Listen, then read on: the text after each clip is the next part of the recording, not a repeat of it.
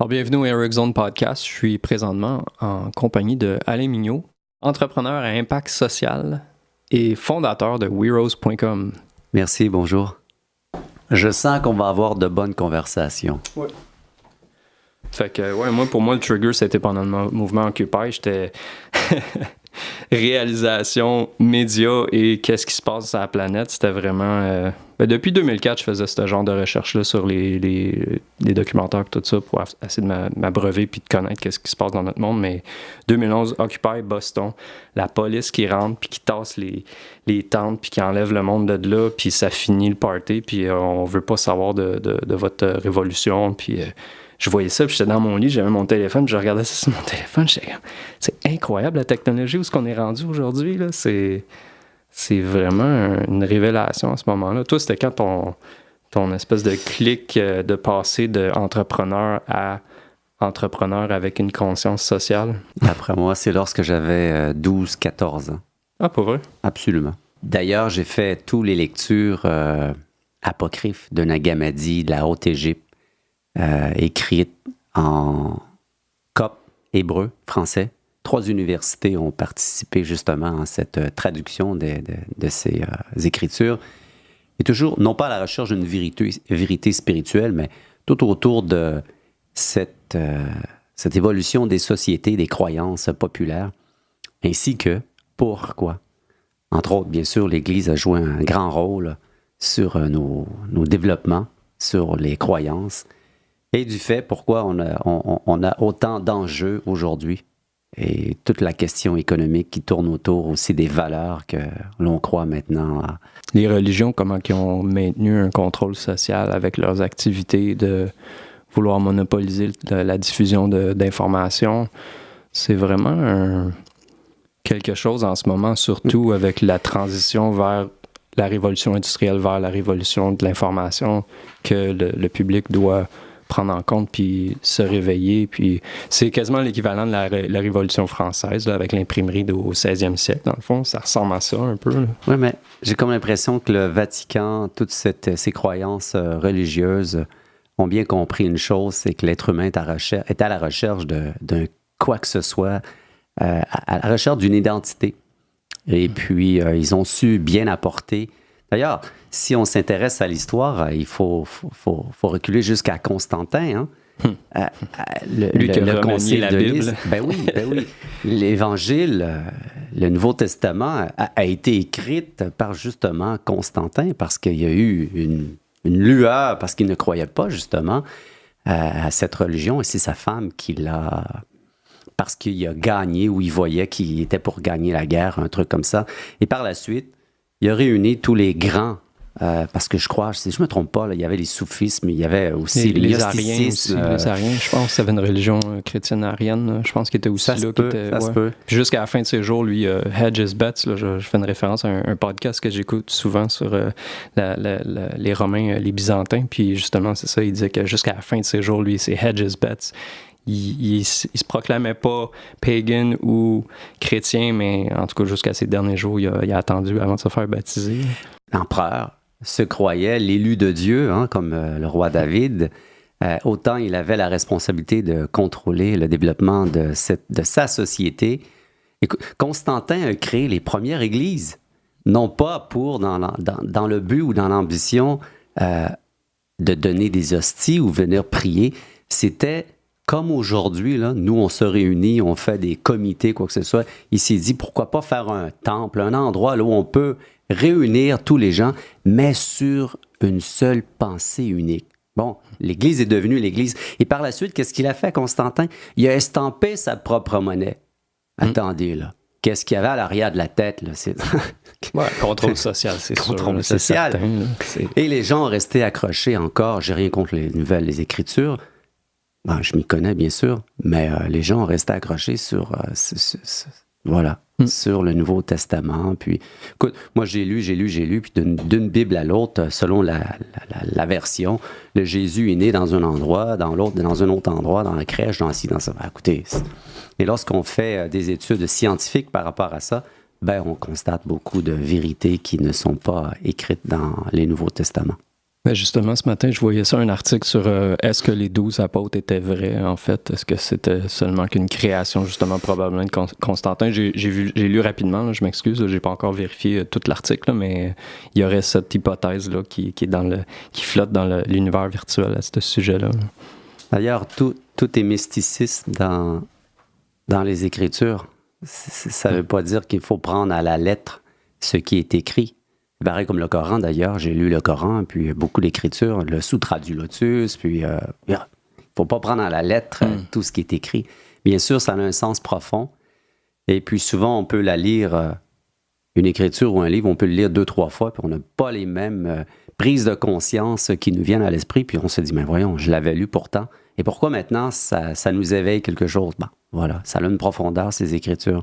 Oui, c'est l'appropriation. Dans le fond, les gouvernements s'approprient un mouvement grassroots, souvent religieux, puis s'approprient le message, voient que les gens s'associent à ce message-là, puis en profitent, s'approprient le message, puis ils veulent s'en servir pour leur fin, là, pour en profiter, pour contrôler les masses.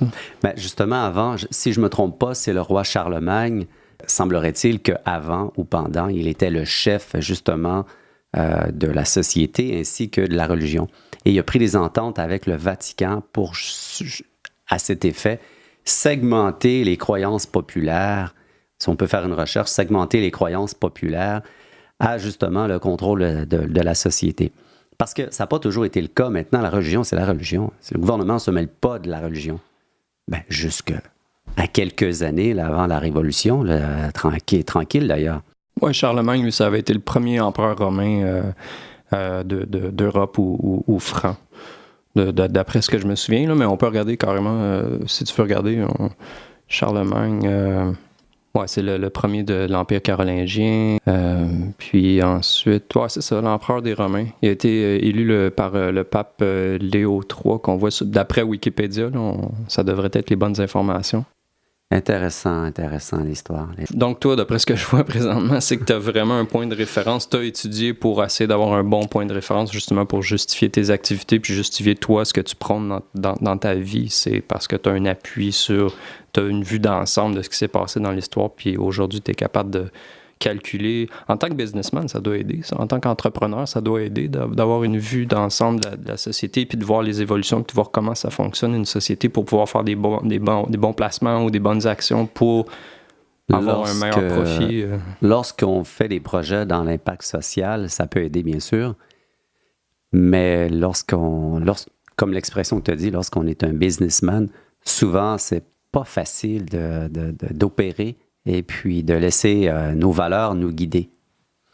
Et ça arrivait mais fréquemment, vraiment mettre les valeurs de côté, puis faire le nécessaire pour faire rouler l'entreprise. Et justement, il a fallu que j'ai une prise de conscience à un moment donné. Vous savez, j'ai été dans l'immobilier pendant longtemps, et lorsqu'on se tiraille avec un locataire pour lui demander 5 $ d'augmentation, 5 $, c'est pas beaucoup, mais pour certaines personnes, c'est de l'argent, par mois, bien sûr. Et puis, on voit que le monsieur ou la madame, peu importe, elle achète quand même sa caisse de bière là, dans des quartiers défavorisés. Ben, c'est une question de choix, c'est une question de valeur. Mais pourquoi arracher le 5 $? Je dis le mot arracher parce que j'ai comme responsabilité d'augmenter les revenus, VS les hypothèques, puis VS les taux d'intérêt qui augmentent, bien sûr. On n'a pas le choix. Mais à combien de reprises là, que j'ai pris la peine de stationner ma voiture à 3-4 rues, là, et puis d'avoir l'audace, pas l'audace, mais le courage de frapper à la porte et puis de dire, bon, je suis le propriétaire, gestionnaire, peu importe, je viens pour vous parler de l'augmentation.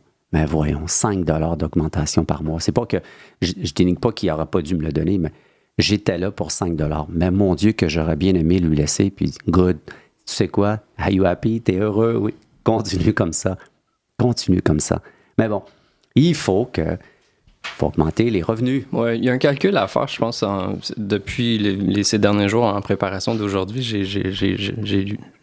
J'ai visionné beaucoup de trucs sur Hydro-Québec, puis le Parti libéral, puis la gestion de la chose, le côté administratif. Il y a soit, puis même en politique, on dirait que c'est ça les deux pôles, c'est soit que tu es un gestionnaire efficace et sans merci, ou de l'autre côté, tu es plus visé vers apprécier le public, puis les arts, puis la culture, puis promouvoir ça. On dirait qu'il y a un investissement à faire de pas nécessairement être un super gestionnaire incroyable, mais aussi de respecter justement ça, l'investissement envers la culture puis le peuple pour pas qu'il y ait de dissensions puis de conflits qui se créent. Là, c'est le même principe un peu comme pour quelqu'un qui est en immobilier puis qui doit justement aller cogner à la porte puis faire la part des choses puis voir est-ce que ça serait un bon investissement de vraiment aller rajouter un 5$ au loyer. Puis... Lorsqu'on est en politique, hein, l'indice du bonheur, là, même si... techniquement, dans certains pays, on a un indice de bonheur. Lorsque tu es politicien, bien sûr, c'est les statistiques, ce sont les sondages. Mais lorsqu'on gère une entreprise, c'est certain, même si les gens ne sont pas heureux, mais les profits sont au rendez-vous, ben, on t'acclame. Au détriment que tous les gens en soient malheureux. C'est comme un PIB dans ce sens-là, il doit y avoir un équilibre où tu as un parti politique qui est en place qui, lui, va être plus axé vers justement la justice sociale et ensuite, il devrait avoir comme un retour de l'ascenseur pour qu'un parti soit plus adapté à être un bon gérant pour qu'il y ait un équilibre à chaque 4 années ou à quelque part. Mais là, le Parti libéral est là depuis fort longtemps. Et qu'est-ce qui se passe? Je crois à la démocratie participative. Parce que c'est la voix du peuple qui l'emporte. Mais la démocratie participative, elle a ses défauts. Ben, on est loin de la démocratie participative des Grecs dans le temps de Socrate puis tout ça, parce que là, aujourd'hui, c'est pas vraiment de la démocratie, c'est une démocratie capitaliste. Là. C'est loin des robes et des toges et de la graisse et des olives. Là. Avant, c'était justement la démocratie participative dans le temps de, je pense, c'est Socrate. À titre d'exemple, je pense que les gens riches ne pouvaient pas voter, si je ne me trompe pas.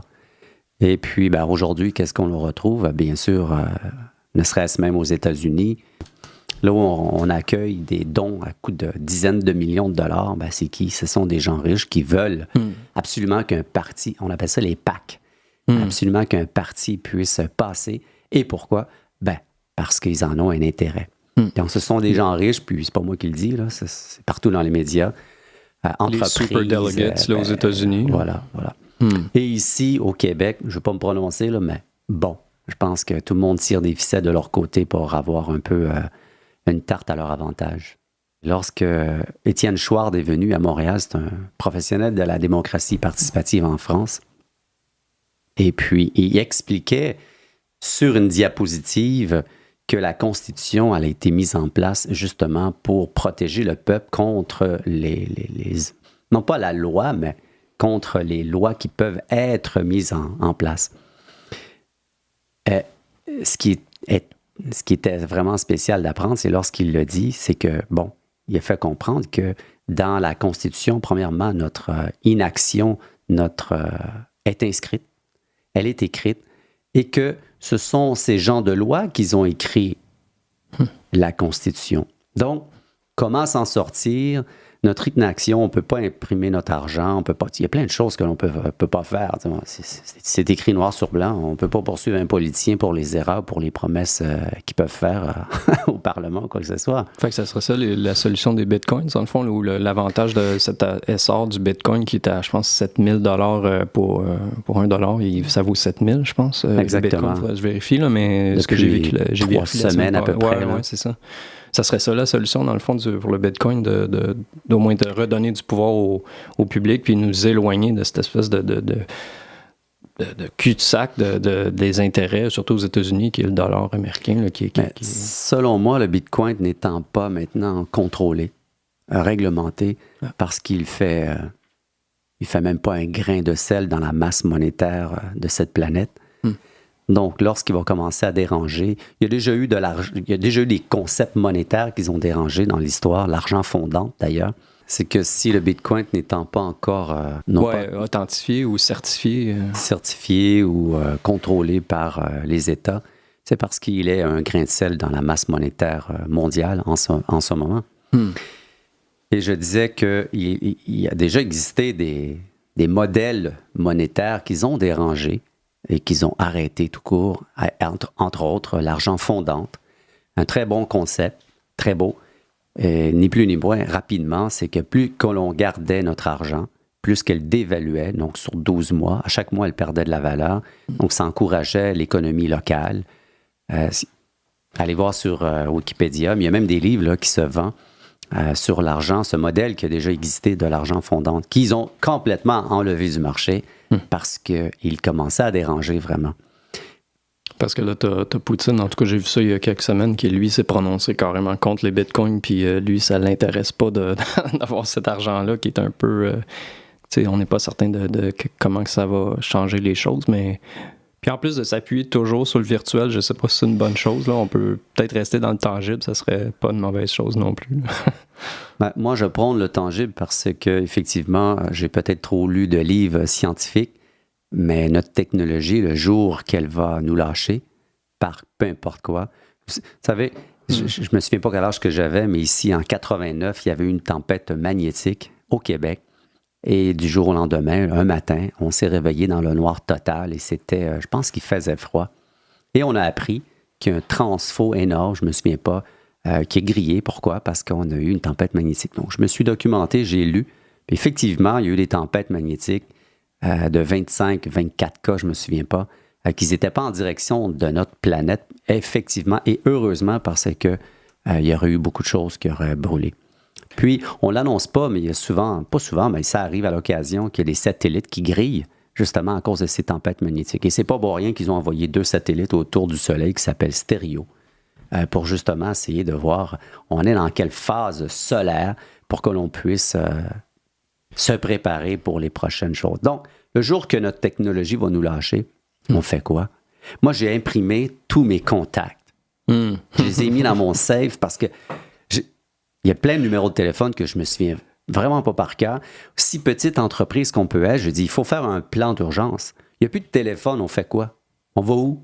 Il n'y a plus d'électricité, on fait quoi? On va où?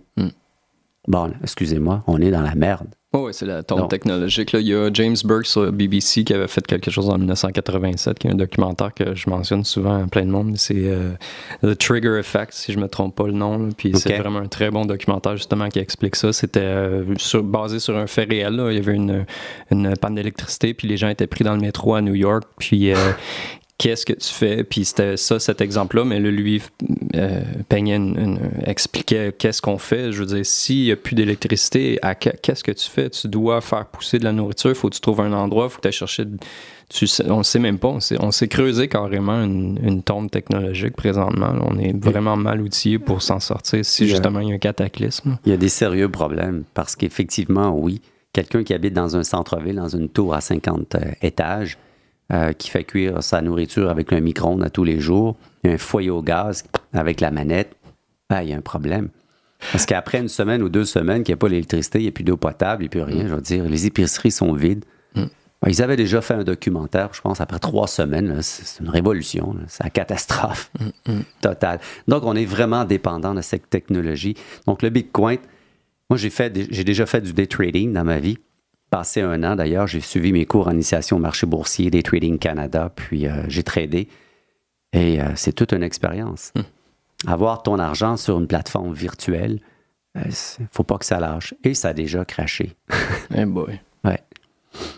Fait que, est-ce qu'on doit devenir un peu survivaliste dans notre... se préparer ou à certains niveaux d'être survivaliste, d'être débrouillard, au moins d'apprendre certaines méthodes pour... Moi, je pense que d'être débrouillard et être alerte parce que, en ce moment, je ne dis pas qu'il y a peu de personnes, mais lorsqu'on parle de ces choses, les gens nous trouvent un peu soit déconnectés ou illuminés, mais on est quand même dans la 5e plus grande phase d'inspection de l'histoire, de notre histoire, de la race humaine, selon les anthropologues. Mais là, on s'est dit, OK, ça veut dire quoi? Ça veut dire que peut-être qu'il y a déjà des peuples qui se sont auto-détruits. Il y en a, bien sûr qu'il y en a. Et qu'est-ce qui nous arrive? Et pendant ce temps-là, on apprend qu'il y a 80% des poissons qui sont en voie de disparition, que ça prend 200 litres d'eau pour faire une tasse de café, que la chaîne alimentaire est en train de s'inverser. En veux-tu des enjeux? Il y en a pour tout le monde. Et bizarrement, c'est que ce système, en fait, ces enjeux qui sont présents, ils ne sont pas venus, ils n'ont pas tombé du ciel comme ça. Ils se sont développés, on a participé à bousiller notre écologie carrément. À bousiller, on a participé, à y contribuer.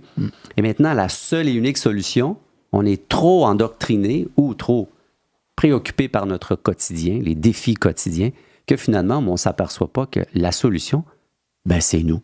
C'est nous qui a fait que ce système est en place et c'est nous qui fait que ce système fonctionne et roule au quotidien. Mais qui doit le dégraisser? C'est nous. C'est nous.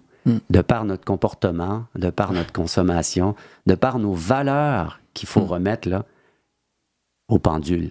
Oui, on est loin des belles valeurs, je trouve. Il y a beaucoup de choses qui me désolent un peu là, présentement. Là, les valeurs familiales, les traditions, le retour à la terre, les idées de coopération, de communauté. C'est des choses qu'on s'éloigne un peu trop. On est tous...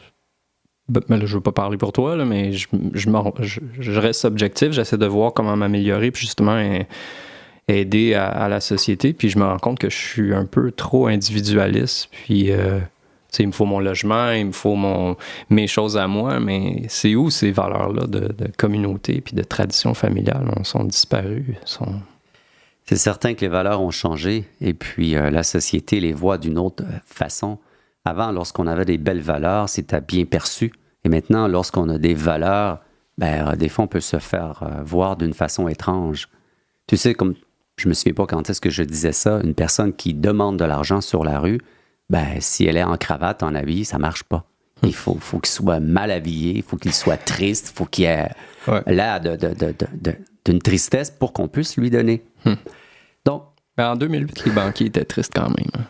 En 2008? Oui, avec le crash, puis les hedge funds, puis tout ça, ça a vraiment...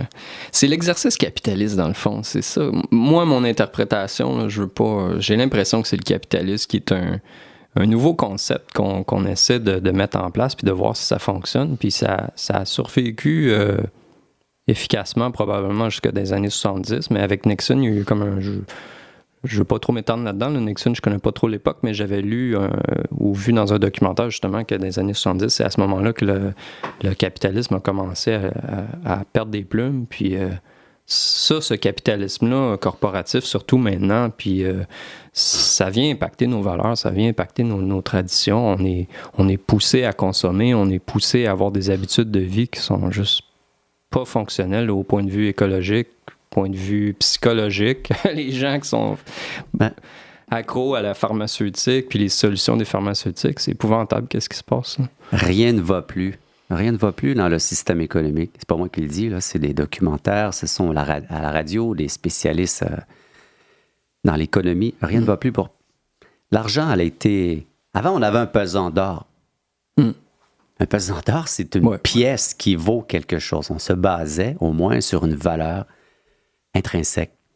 Je crois que c'est Eisenhower, il a déréglementé, justement, la réserve doit être... L'argent en circulation doit être composé sur une valeur de réserve. Et puis, ça a été enlevé. Petite histoire, là, je pourrais la compter au complet. Ce qui fait qu'aujourd'hui, notre masse monétaire, on l'appelle la digit, la masse monétaire électronique, elle est incroyablement éclipsée de la part, justement, de ce qu'un pays peut valoir en masse, en masse de l'or. Donc, c'était le greenback, je pense que c'était ça. Il faudrait que je revérifie, mais c'était le greenback avant, justement, que le Federal Reserve arrive puis qui change beaucoup de lois, que justement, ces lois-là avaient été acceptées dans le Sénat pendant que la plupart des sénateurs étaient en vacances. Il faudrait vérifier, là, mais le greenback avant que justement le Federal Reserve arrive, qui n'est même pas une institution fédérale, là, qui a juste un nom. Combien de personnes croient que c'est une instance qui appartient au gouvernement? Exact. La Réserve fédérale, d'ailleurs, quasiment tous les pays ont des réserves, si je comprends bien. Ils sont contrôlés aussi par une réserve vraiment centrale qui gouverne tous ces autres réserves. Ils ne sont pas là, c'est eux autres qui créent l'argent, c'est eux autres qui la mettent dans le marché, Mais ce n'est pas le gouvernement. Avant, le pays estampait sa propre argent. Et j'ai lu un livre sur, justement, un truc sur le fin au capitalisme, peu importe, il y avait des graphes, à savoir, avec 2 distinctions différentes, un graphique, si on avait continué à estamper notre argent, VS, aller emprunter aux banques privées, qui sont là, justement, pour taxer, puis ainsi de suite. D'ailleurs, c'est pareil pour l'histoire des dettes des pays. Je sais pas, mais j'ai pas besoin d'être spécialiste en mathématiques, mais Mario Dumont, même, il y en a plein qui le disaient, techniquement, on est endetté. Il est impossible de rembourser. Oui, c'est ça. Bon. Quel créancier qui va prêter, continuer, à savoir, même s'il est impossible de repayer? Ben oui, possible de taxer à 80% pendant les 50 prochaines années, exemple. Mais oublie ça, là, c'est la révolution. Mais comment se fait-il qu'on prête encore à un pays? Bon, ben encore une fois, il y a les assurances qu'ils vont prendre. C'est quoi? Ben, ce sont les richesses d'un pays. Les richesses d'un pays, ils ont déjà essayé l'eau, les forêts, les infrastructures, ainsi de suite. Donc, c'est comme ça qu'ils peuvent avoir des garanties. Et là, lorsqu'on dit on va rembourser notre dette, non, entre moi et toi, là, je te prête de l'argent. C'est moi qui l'imprime. Puis tu me cours après pour me repayer. J'en veux pas de ton argent. C'est moi qui l'ai fait. Mais pourquoi tu me rembourserais? Bon, bravo, tu veux me rembourser? C'est pas l'objectif, selon moi. Ben, j'ai lu. C'est pas l'objectif. L'objectif, c'est d'endetter pour prendre, je dirais pas contrôle, mais les infrastructures ainsi que les garanties d'un pays.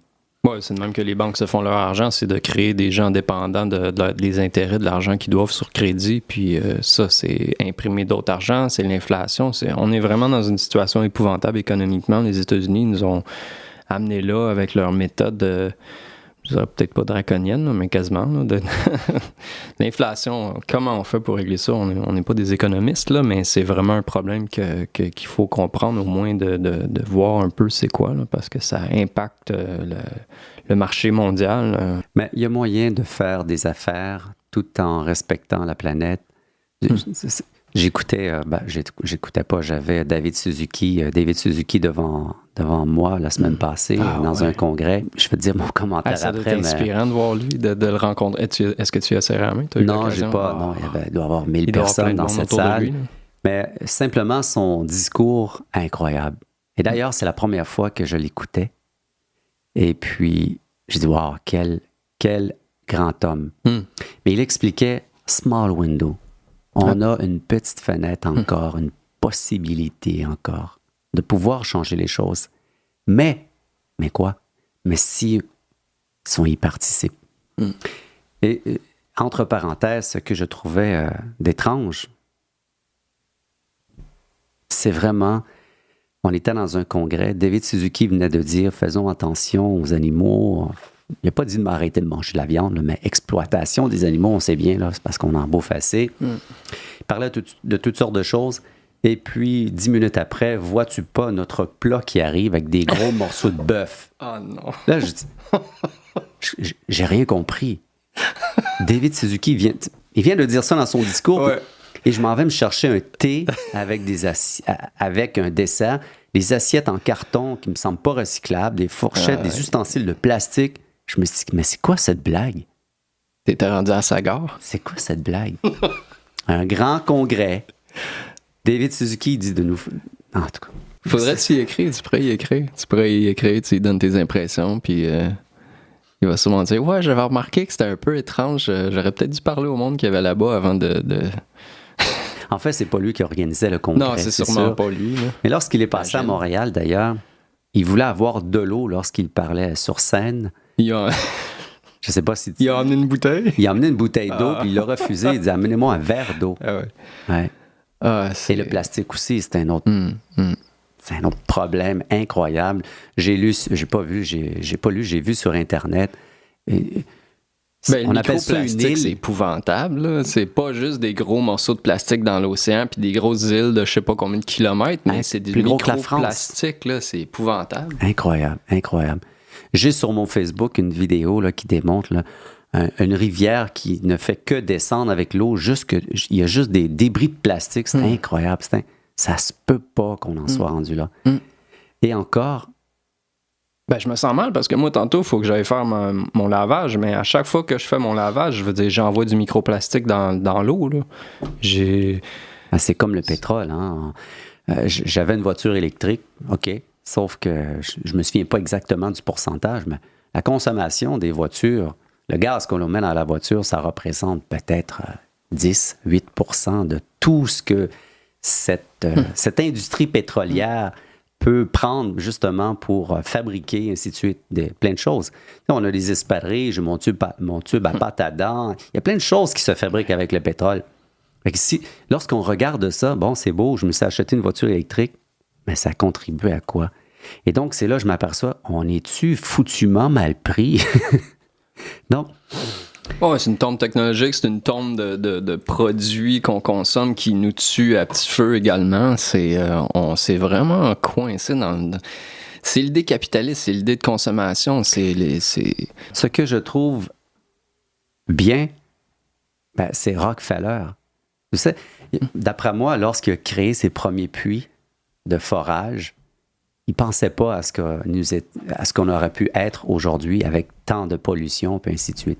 Bon, il cherchait assurément la richesse ou des profits.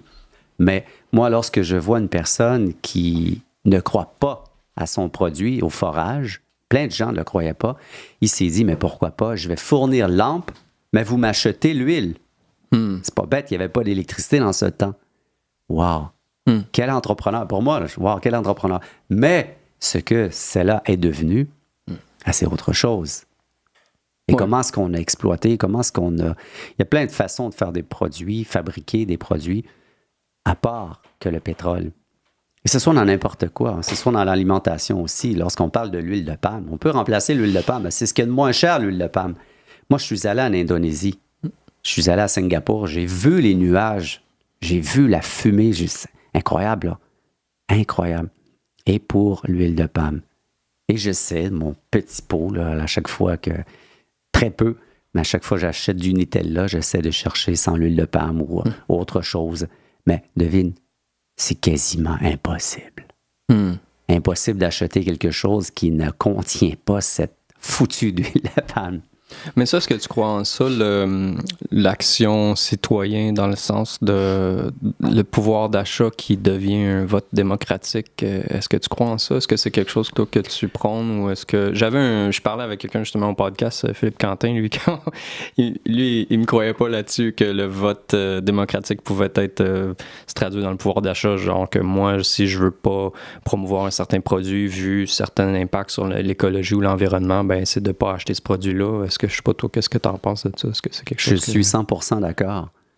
Le jour qu'on va détester les Big Mac chez McDonald's, ils vont appeler ça autrement, puis ils vont faire une autre sauce. Ils sont là pour faire des profits et ils sont là pour être à l'écoute de leurs consommateurs. On aurait beau critiquer tout ce qui se produit, mais je me mets à la place dans les souliers d'un chef d'entreprise, il y a des critiques, mais de l'autre côté, il y a beaucoup de profits sur le produit. Donc, il y a des gens qui consomment ce produit et qui s'en balancent. Donc, le jour là où les gens vont être unifiés sur une même idée, à savoir, on boycotte un produit. Pourquoi? Parce que c'est tellement néfaste et qu'à tel point que ça dérange les ventes, un chef d'entreprise, il va dire, OK, on va faire autre chose, puis on va le rendre plus clean, plus sain, ou plus... Bien sûr que oui, bien sûr que oui. Oui, c'est vrai, c'est le pouvoir d'achat qui détermine ça. Mais l'entrepreneur, à ce niveau-là, à cette échelle-là multinationale, va pas avoir une prise de conscience un jour où il va dire non, maintenant on s'en va vers le vert ou on s'en va vers des trucs écologiques. Il attend vraiment que le consommateur en masse ait déterminé le futur de cette entreprise-là par son action d'achat. Il y a des mouvements citoyens tels que je salue d'ailleurs, e-boycott en France, que je connais. Et e-boycott, Evan est allé a dénoncé justement les évasions fiscales de Starbucks. Et ils se sont mis à la porte de plusieurs Starbucks. Et chaque client qui sortait, il les sensibilisait. Saviez-vous que Starbucks, avec notre produit que l'on consomme, envoie leurs profits à l'extérieur? Et vous savez quoi? Starbucks a appelé. Ils les ont appelés. Ils ont beaucoup d'impact à ce niveau-là parce qu'ils sont vraiment en terrain, ils sensibilisent. Et Starbucks Je dis pas là, qu'ils ont changé leur direction de leur avoir. Là. Assurément qu'ils ont pallié à quelque chose mais ils ont réagi. Donc, je pense que... Ben, ça s'est retrouvé dans les médias. Dans le fond, il y a dû y avoir des articles, des reportages qui ont été faits à ce sujet-là. Puis c'est à ce moment-là où c'est qu'on parvient à briser la conscience populaire, puis de se retrouver dans la conscience populaire à travers les médias, puis d'accéder aux médias, qu'il y a vraiment...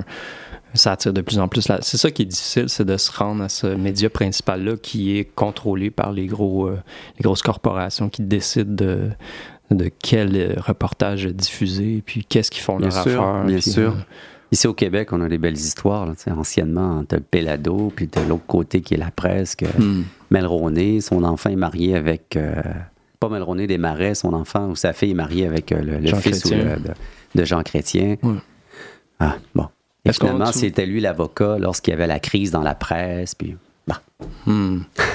C'est du copinage, comme il appelle, c'est ça le bon mot. Est-ce que tu voudrais en parler de e-boycott? Est-ce que c'est e-boycott.org? .org, absolument. OK, ben allez voir ça, e-boycott.org, pour ceux qui veulent peut-être voir c'était quoi l'histoire à propos de... Ce qui arrive, c'est qu'en France, le boycott n'étant pas très, très connu, puis semblerait-il que boycotter peut avoir une connotation illégale. Oui, c'est marqué dans leur règlement, mais lorsque c'est un boycott pour améliorer les choses, bien sûr, et non pas pour d'une façon destructive, c'est correct, c'est toléré. Ils sensibilisent les gens, justement, à des produits qu'ils ne doivent pas consommer et ils mettent en place des solutions, mais pourquoi pas, ainsi de suite. Et puis, c'est très bien. J'aime bien e-boycott. C'est comme tantôt on parlait des Byzantins de Rome, mais il y a des mots justement comme boycott qui étaient péjoratifs en France, mais il y a aussi comment que les Romains, à chaque fois qu'il y avait un problème, ils élisaient un dictateur, puis le mot dictateur avant, je crois que c'était pas péjoratif, c'était un mot pour représenter celui qui allait défendre les droits des Romains pour aller combattre. Et aujourd'hui, d'ailleurs, c'est bien ce que tu mentionnes. Parce que lorsqu'on regarde l'écriture de la langue française, de l'hébreu au français, mon Dieu, il y a plein de mots. Lorsqu'on prend un mot, ça représente autre chose en hébreu. L'Apocalypse, Marie, je suis Jésus, whatever. C'est super intéressant. Absolument, super intéressant. Nos mots, notre langue est composée du latin, l'hébreu, puis, bien sûr. Ah, c'est fascinant l'histoire. Bien sûr. J'invite tout le monde à toujours aller s'informer. Puis on est dans une époque incroyable de YouTube avec des documentaires à pelleter qui peuvent nous enrichir intellectuellement puis aider à la société. C'est le point de départ, dans le fond, pour s'enrichir puis se réaliser et réaliser ce qui se passe dans notre société. Notre société est bâtie sur l'histoire, sur les croyances. Lorsqu'on regarde un billet de $, c'est une promesse monétaire, c'est une promesse de valeur. Le jour au lendemain, le pays tombe en difficulté, faillite, la devise tombe, on se pose la question pourquoi. On pensait d'avoir X nombre de milliers de dollars dans le compte de banque, finalement, est dévalué. Ton $1 qui est inscrit dessus, il ne vaut plus $1, hein? On ne comprend pas. Oui. Mais lorsqu'on regarde, toute l'histoire est basée sur, justement, les sociétés, est basée sur l'histoire. Tu sais, le fameux vendredi 13, hein? Combien de personnes qui connaissent pas l'histoire des Templiers, qui ont été arrêtés le vendredi 13 et pourquoi le roi avait emprunté de l'argent aux Templiers. Belle histoire, vendredi 13. Maintenant, il ne faut pas passer en dessous d'une échelle. Hein? Lui, dans le fond, devait de l'argent aux Templiers, puis il s'est dit, je vais juste les assassiner puis les éradiquer, comme ça, j'aurai pas de dette par la suite. Je pense que lui était mort pas longtemps après aussi. Je pense qu'il y avait eu l'histoire, je sais pas si c'est romancé, mais on dit que ce roi-là était mort après parce qu'un des Templiers l'avait damné ou il l'avait condamné. Je ne me souviens pas exactement. Je pense que c'est ça qui s'était passé. Pareil pour notre drapeau du Québec, la fleur de lys. Mon Dieu, ça date de loin, là. La fleur de lys, c'est le 21 janvier. À quelle année que 21 janvier 1900... C'est la première fois qu'on l'a vu. On va aller voir ça. Et le 21 janvier étant justement la journée que Louis XVI a été décapité, qui a crié, puis étant 21 janvier 1948, que nous avons adopté le drapeau du Québec. En fait, c'est le fleur de lys. Le lys représente la royauté, représente le 21 janvier, puis bizarrement, assurément qu'il n'y a pas de hasard, le 21 janvier, c'est la décapitation de Louis XVI, Marie-Antoinette, ainsi de suite. Donc, les Français, eux autres, sont pas trop, ils utilisent pas trop le mot boycott, mais là, on va peut-être embarquer un peu dans We Rose, mais est-ce qu'il y a des utilisateurs de We Rose qui sont situés en Europe? Est-ce que c'est des gens qui ont adopté le format qui sont français? Absolument. Avant que la coalition Peuple allumé fasse la campagne sur les trop-perçus d'Hydro-Québec, les utilisateurs en plus de grand nombre étant les Français. Ils ont une bonne conscience. Hein? Les Français sont quand même en avance un peu, même pour tout ce qui est des les pesticides puis tout ça. Eux autres, ils étaient vraiment alertes et conscients les répercussions de ça. Là. Pesticides, tous les champs électromagnétiques, il y a plein de choses qui sont réglementées VS, ce que nous n'avons pas ici. Par contre, on a une équipe présentement à Paris et puis ils sont vraiment plus activistes, militantistes que nous ici, bien sûr. Ça brasse là-bas, hein, ça brasse, mais on dirait que ça ne change pas, mais ça brasse. Moi, je leur ai dit, je dis toujours à mon équipe, s'il fallait tout ce que vous faites, on le fait ici, que nous le faisions ici au Québec, ben on fait sauter la place, exemple. Les Allemands sont en avance sur les technologies solaires, puis l'éolienne, puis tout ça, tout ce qui est énergie renouvelable, eux autres sont en avance d'une 15aine d'années déjà. C'est des leaders sur la planète. Là. Ben oui, on a une équipe en France et puis ça fonctionne très bien. Et les Français sont beaucoup plus activistes. Je dirais que nous ici, les Québécois, puis assurément pour le restant du Canada, on est des pays qui sont quand même assez jeunes. Ils ont des problèmes un peu, par contre, avec le nucléaire. Là, et qu'est-ce qu'ils vont faire avec le nucléaire? Là? On est chanceux ici au Québec avec l'hydroélectricité quand même, là, avec les ressources naturelles qui nous ont permis de mettre en place l'hydroélectricité. Puis Hydro-Québec, qui, aux dernières nouvelles, serait une institution qui appartient au peuple. Là, mais là, c'est à débattre. Là. C'est à débattre. Ouais. Mais en fait, l'histoire des trop-perçus, telle que je disais à Mario Dumont, c'est une histoire qui perdure dans les médias, ça fait plusieurs années. Et puis finalement, j'ai dit, mais pourquoi pas? Le recours collectif va faire justement en sorte de mettre en lumière ce à quoi, qu'est-ce qui s'est passé exactement dans les trop-perçus. Mais si c'était véritablement une société d'État, est-ce qu'il y aurait eu autant de problèmes à aller rechercher cet argent-là? Ou est-ce qu'il y aurait eu ce problème-là des compteurs électroniques dès le départ? Est-ce qu'il y aurait eu... Moi, je pense que les gens qui ont adhéré au recours collectif, en fait, ce que les gens veulent, c'est que justice soit faite. Et c'est un cumul de plusieurs événements de notre histoire, bien sûr, de notre gouvernance, à savoir, assez, c'est assez. Et c'est ça que les gens, d'après moi, ont plus comme émotion forte. Vous savez, il y a des gens qui me disent, 300 quelques dollars de frais de remboursement, c'est une chose, mais ils le font pourquoi? Pour avoir justice. Pour avoir gain de cause. Parce que lorsqu'un ministre dit à la Chambre des communes que ce mécanisme va cesser et que oui, nous allons rembourser les citoyennes, il n'a pas dit comment, bien sûr, mais il a dit. Donc, on ne peut pas prendre ces extraits et son dire parce qu'il était au Parlement, parce qu'on ne peut pas. On ne peut pas poursuivre. Même, il pourrait promettre n'importe quoi, mais il n'est pas obligé de s'engager parce qu'il est au Parlement. Donc, ça, c'est une chose. S'il était à l'extérieur, c'est autre chose. Mais... Donc, ce sont des promesses. Mais il a quand même dit qu'il était pour rembourser.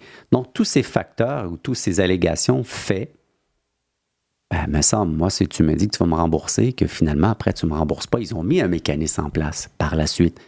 Mais comme la partie adverse, la CAQ, la députée de Saint-Hyacinthe, puis il y en a plusieurs, Mme Roy aussi, disait à la Chambre des communes, OK, mais de 2008 à 2014, là, vous faites quoi avec ce remboursement? Là?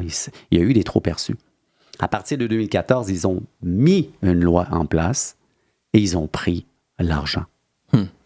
Et ils l'ont mis dans les coffres de l'État, soi-disant que lorsque nous allons atteindre l'équilibre budgétaire, ceci étant pour être remboursé.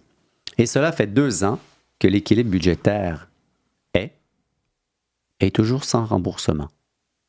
Et là, il y a plein de choses qui stipulent, qui vagabondent ou qui gravitent autour. C'est-tu des trop perçus? C'est-tu ci? J'ai-tu payé pour rien? Justement, le recours collectif va mettre en lumière tous ces aspects d'une façon pointue. Comment est-ce qu'ils ont fait et de quelle façon?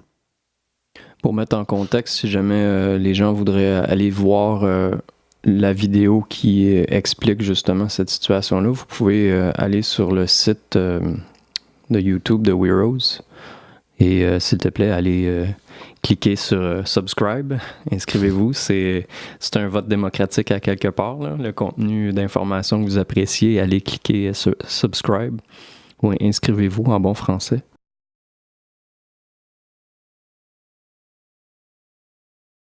En tous les cas, c'est sur YouTube pour toute l'explication de ce qui se passe en ce moment. C'est très bien fait. Lorsque la Chambre des communes, les partis se tiraillent d'un côté, il est trop perçu, quand est-ce que vous allez rembourser? Je crois qu'il est très important de mettre en lumière cette chose.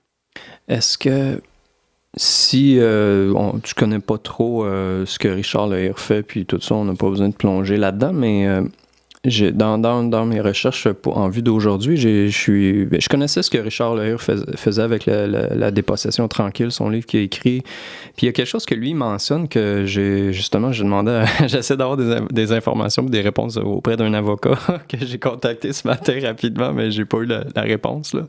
Mais lui, ce qu'il présentait dans son livre, c'était que Hydro-Québec, en 2009, avait acheté Énergie Nouveau-Brunswick. Puis ça avait causé je sais pas comment l'expliquer, mais mettait Hydro-Québec dans une situation où Hydro-Québec devenait redevant au fédéral et à des intérêts privés.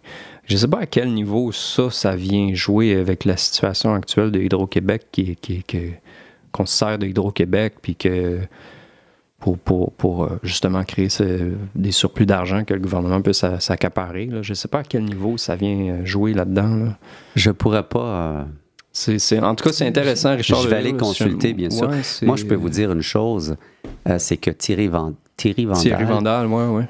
Du temps qu'il était président d'Hydro-Québec, ben maintenant, ce monsieur se retrouve dans les Paradise Papers. Ah, ouais. Si on va sur le site Paradise Papers, il y a une controverse à ce niveau-là. Bon, je ne dis pas si c'est vrai ou si c'est faux, mais inquiétant.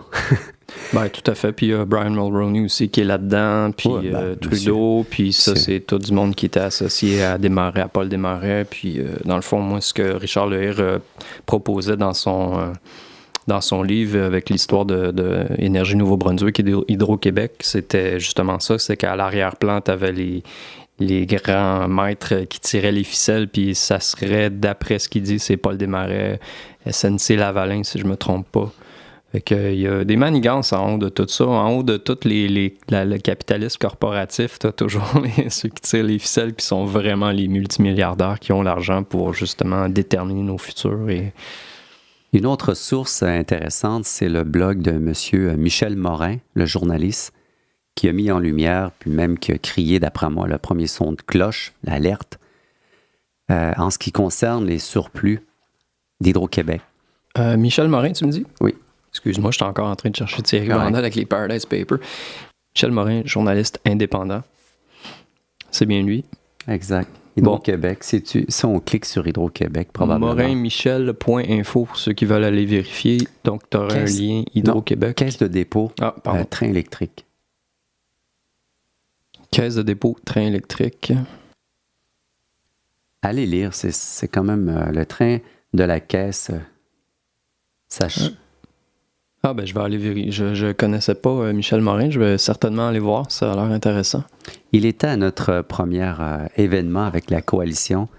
Il a présenté, puis il a parlé justement de l'histoire des C'est trop perçu parce que c'est l'une des personnes ou la personne qui avait fait un documentaire soi-disant expliquant les trop perçus.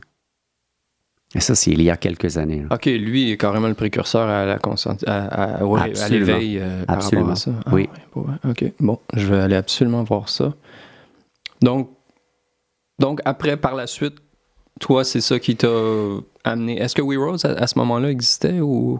En fait, We Rose est une prise de conscience depuis X nombre d'années. Et à un moment donné, j'étais dans un hamac à Cancun et je me disais, Malin.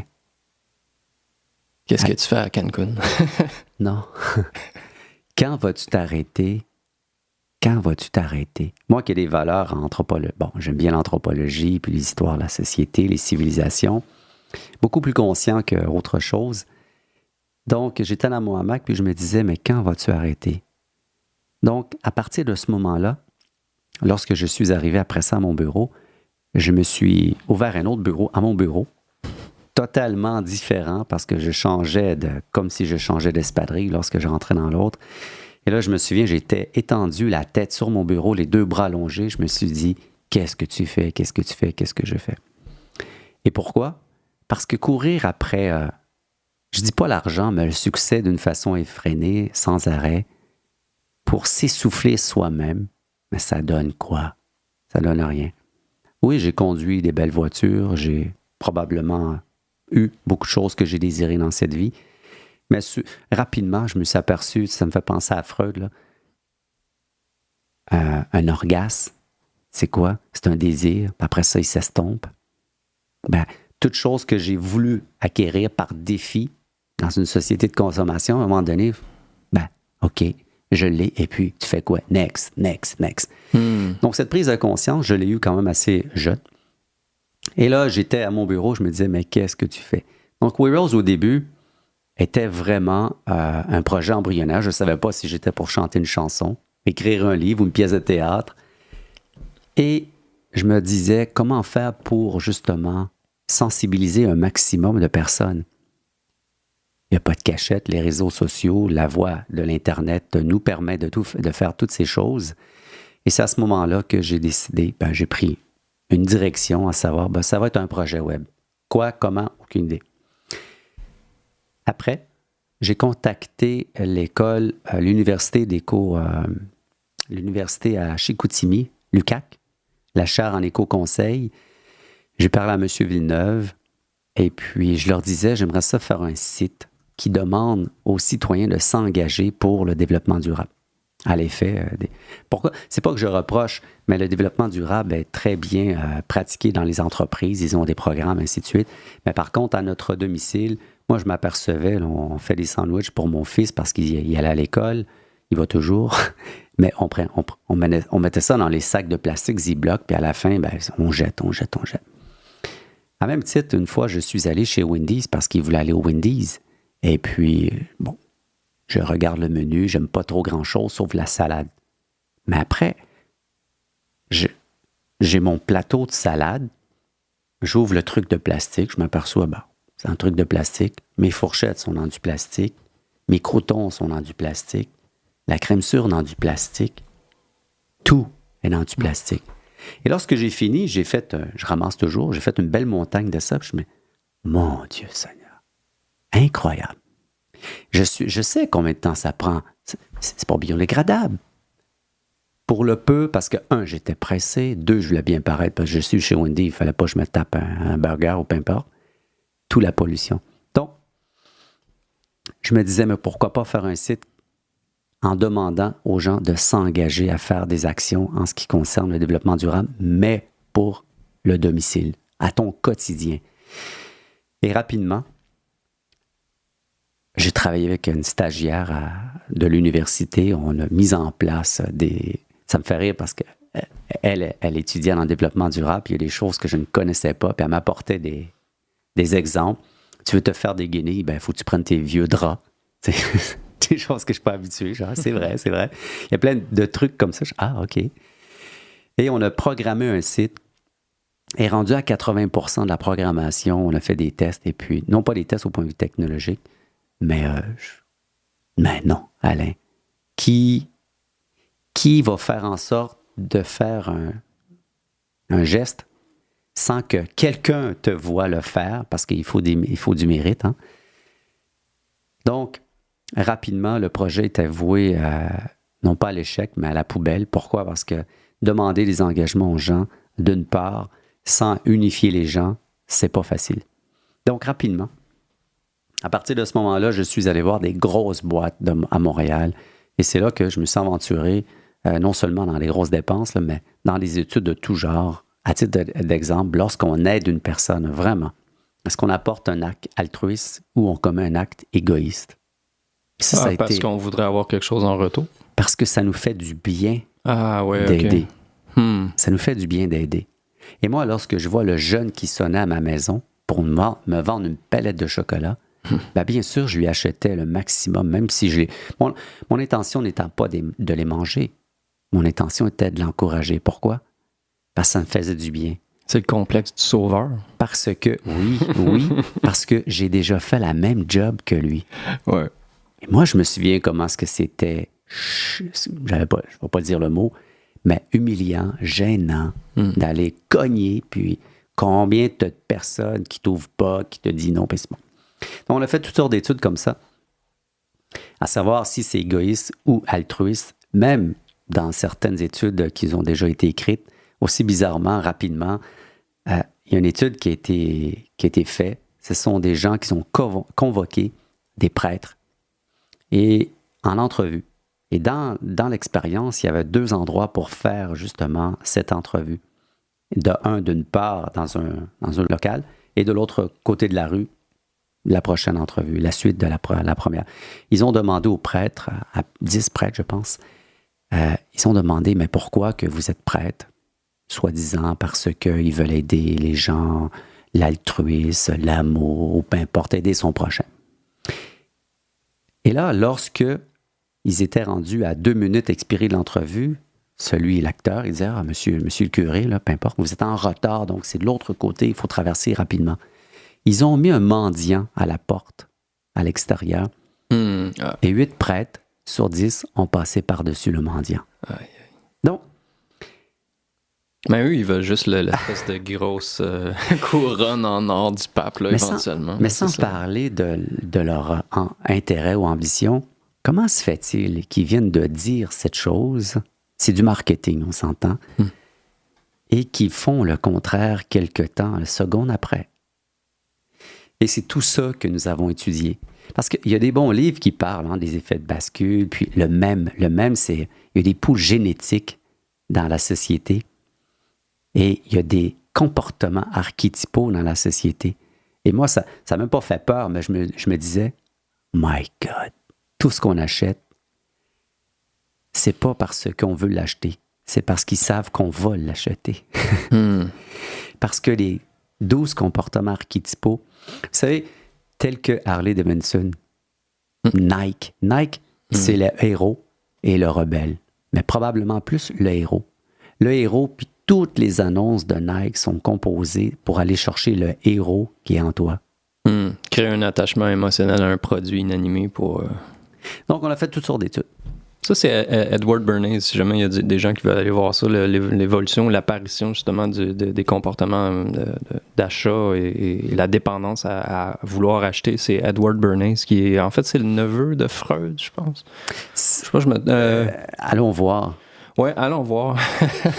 Edward Bernays, qui, lui, était le précurseur de tout ça, l'invention, justement, de la consommation, puis de l'attachement émotionnel à des produits.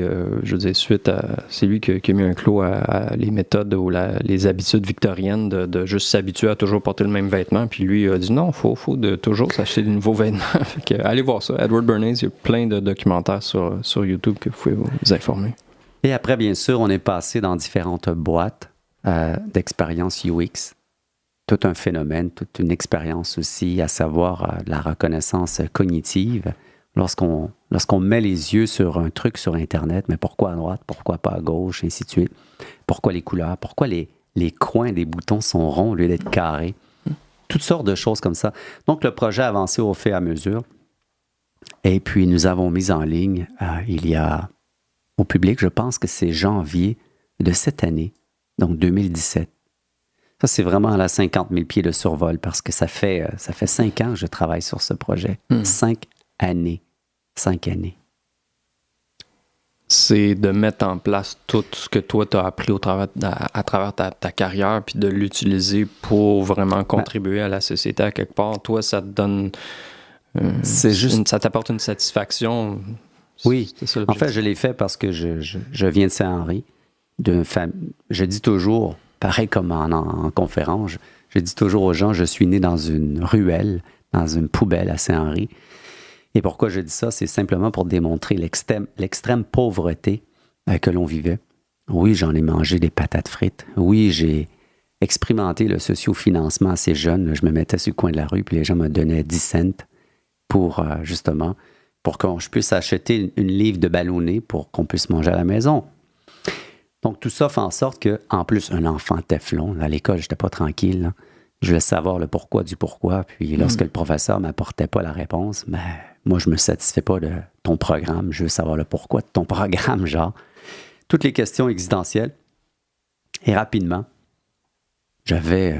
bon, là, je suis parti sur mon enfance, là. Non, mais c'est beau, Saint-Henri. Moi, j'ai des beaux souvenirs d'aller visiter mes grands-parents. Mon père vient de là. Fait que Saint-Henri, c'est un peu classe ouvrière. C'est des édifices. Allez voir des photos de Saint-Henri sur Internet, là. Mais c'est des maisons qui sont vraiment collées une à l'autre, puis des grands escaliers qui montent jusqu'au 3e. Puis, c'est au pied de Westmount, Verdun aussi. Hein, lorsqu'on étudie l'histoire, les Anglais étaient en haut, les chefs d'entreprise, et puis les ouvriers étaient en bas. Mais dans les années 70, bon, maintenant, Saint-Henri, ça s'est développé, ça dépend quel secteur, mais beaucoup de secteurs se sont développés. Mais dans les années 70, c'était d'une extrême pauvreté, Saint-Henri. Et toi, tu faisais quoi pour aller étudier? Est-ce que à cette époque-là, tu allais étudier où? J'allais à la polyvalente Saint-Henri. Et puis déjà, à la polyvalente Saint-Henri, je m'apercevais qu'il y avait des problèmes. Il y avait un problème de racisme. Et puis, il était fréquent d'avoir la police qui attendait la sortie à 3 heures, je ne me souviens pas, des étudiants. Pourquoi? Parce que tous les immigrants, il y a déjà un immigrant qui s'est fait poignarder à Saint-Henri dans le métro. Il est sorti de l'école, puis il y a des gens qui l'ont suivi, puis il y avait souvent des émeutes. Et pourquoi?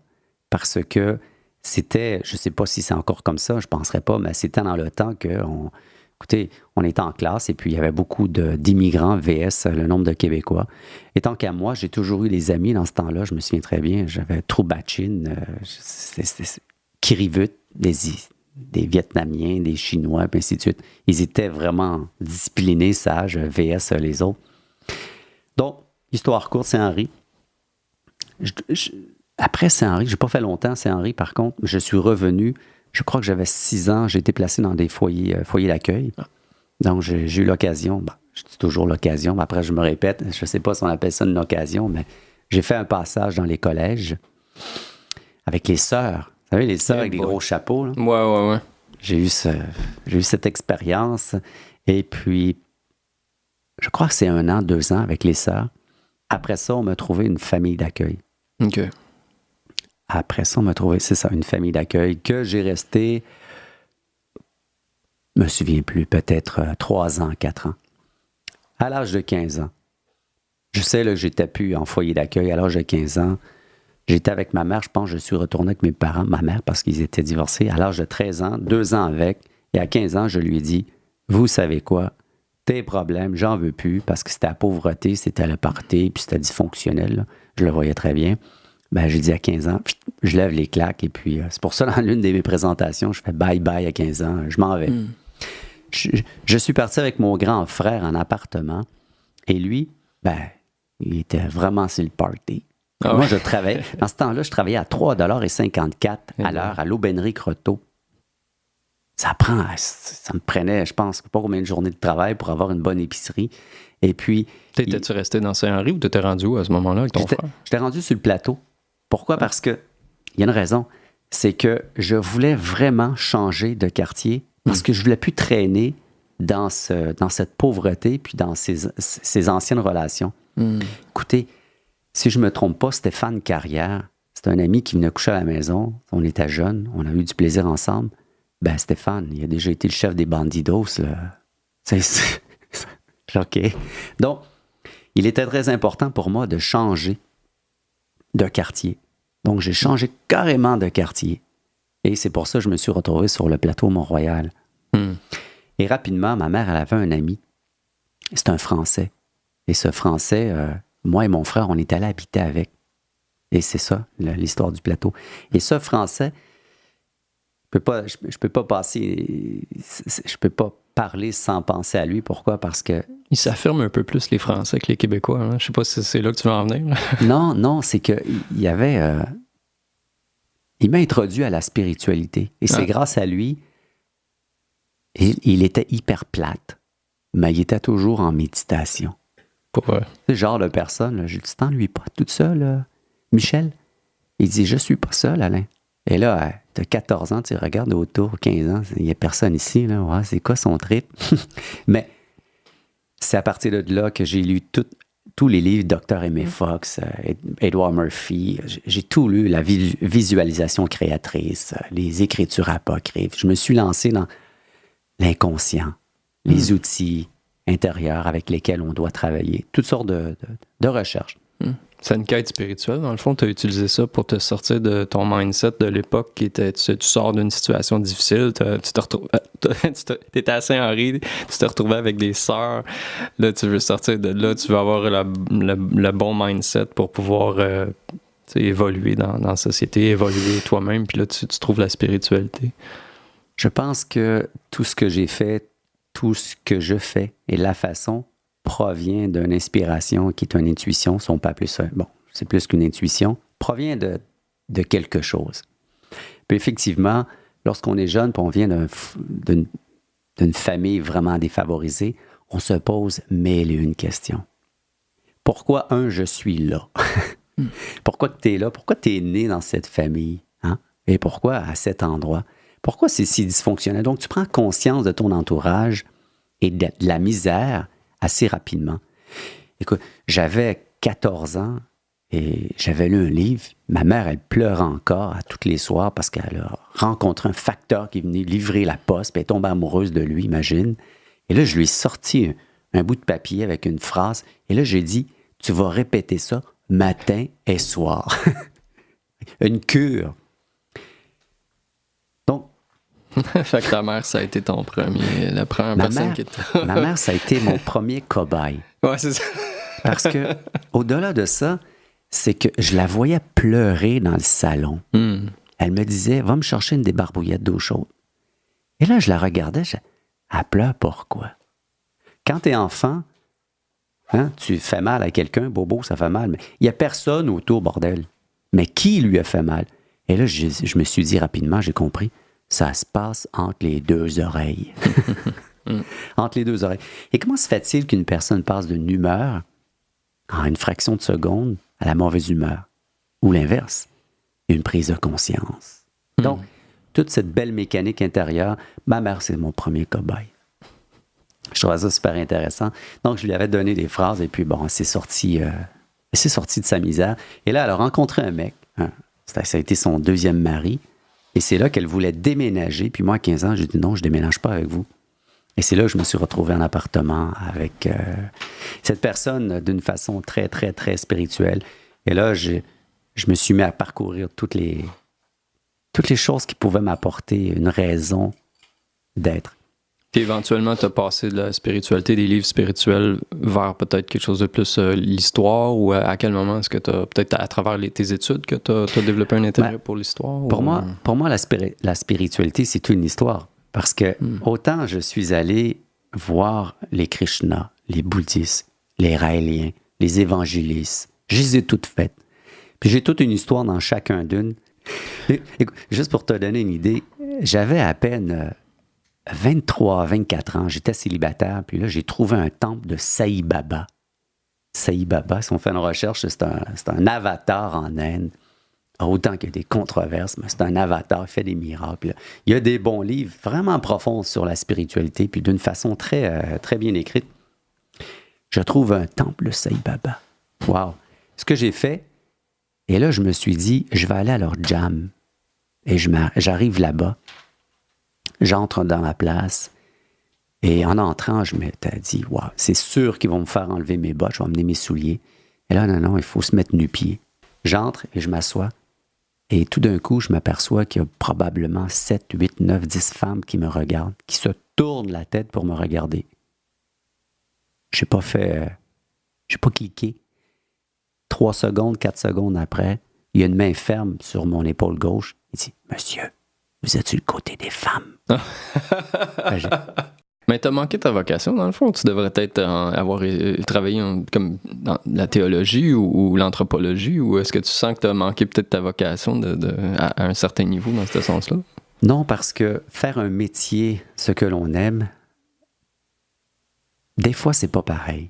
Et la première des choses, l'anthropologie, bon, on peut s'intéresser et avoir une bonne connaissance de l'anthropologie, les civilisations anciennes. Donc, on peut s'intéresser à ça sans toutefois en faire un métier, parce que selon moi, l'anthropologie, c'est pas ce qui amène un succès. Lorsque j'étais jeune, je me souviens, là, je sortais de l'école, puis je courais pour être le premier arrivé devant le réfrigérateur parce qu'il n'y avait rien à bouffer.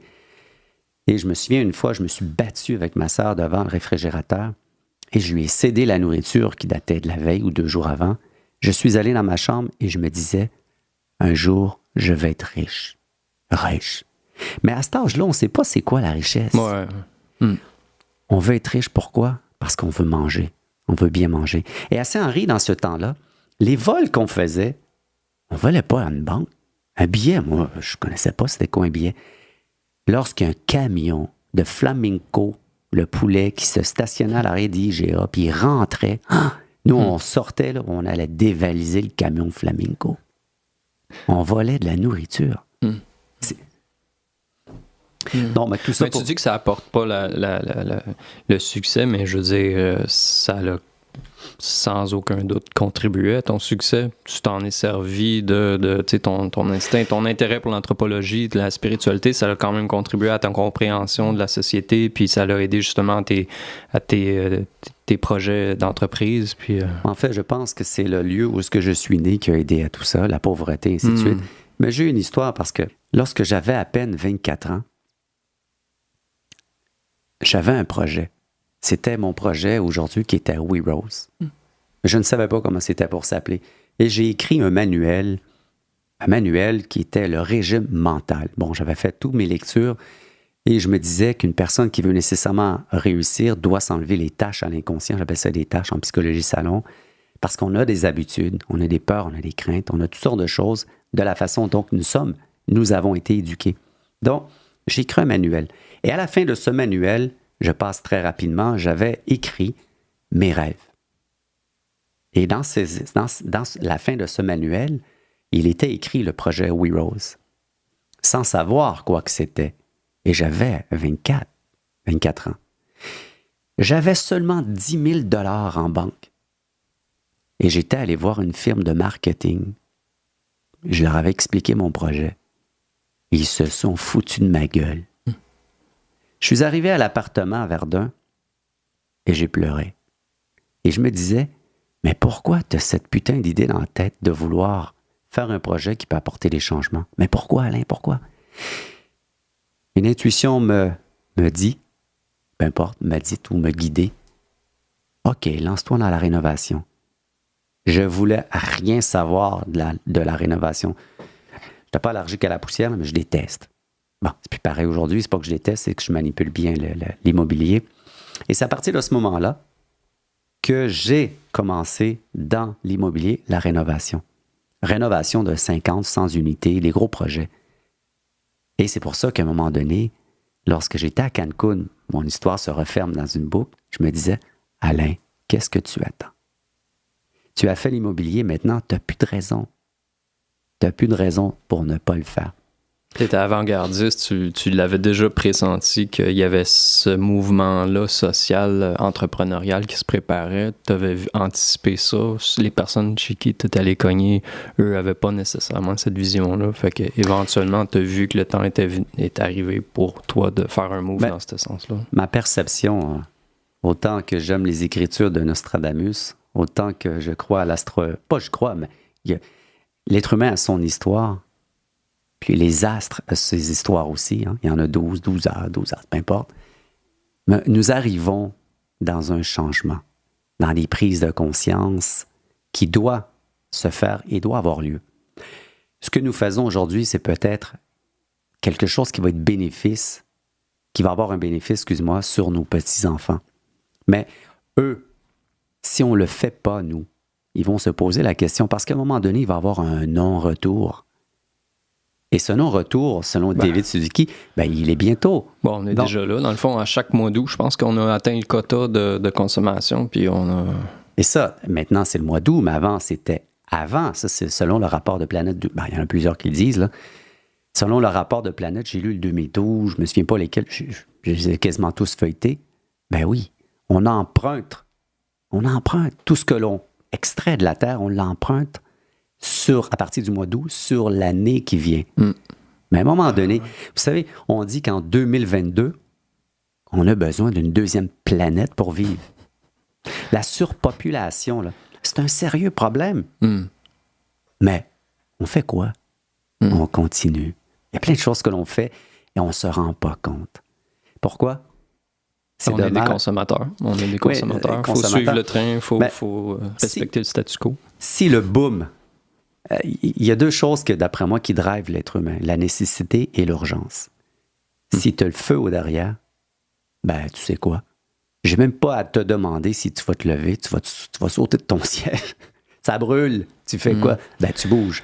Donc, ouais, mais là, on est plus des grenouilles dans de l'eau qui est en train de bouillir. Là. Oui, mais donc, We Rose est une prise de conscience, et puis, pour que l'on puisse avoir la possibilité de s'exprimer, la possibilité de mettre en ligne des actions collectives qui vont au-delà de la pétition. Vous savez, la pétition, il y a un marché vraiment pour la pétition. Mais ça ne me satisfait pas, la pétition. Je ne dis pas que c'est pas bon, je dis qu'il est temps de passer à autre chose. Et pourquoi? Lorsque je travaillais avec LG2, qui est une grosse compagnie de marketing, je leur ai dit ceci: je ne veux pas que vous utilisiez le mot changement. Et là, ils étaient 8-9 autour de la table, tous des spécialistes d'ailleurs. Il me dit: mais qu'est-ce que tu veux que l'on dise, Alain? J'ai dit: écoutez, je vais vous dire d'une façon un peu ésotérique, le mouvement dans le silence. Et là, tout le monde me regardait. Vous savez ce que ça veut dire? Là, tout le monde ouvre les yeux. Ça veut dire: ferme ta gueule et bouge. C'est ça que ça veut dire.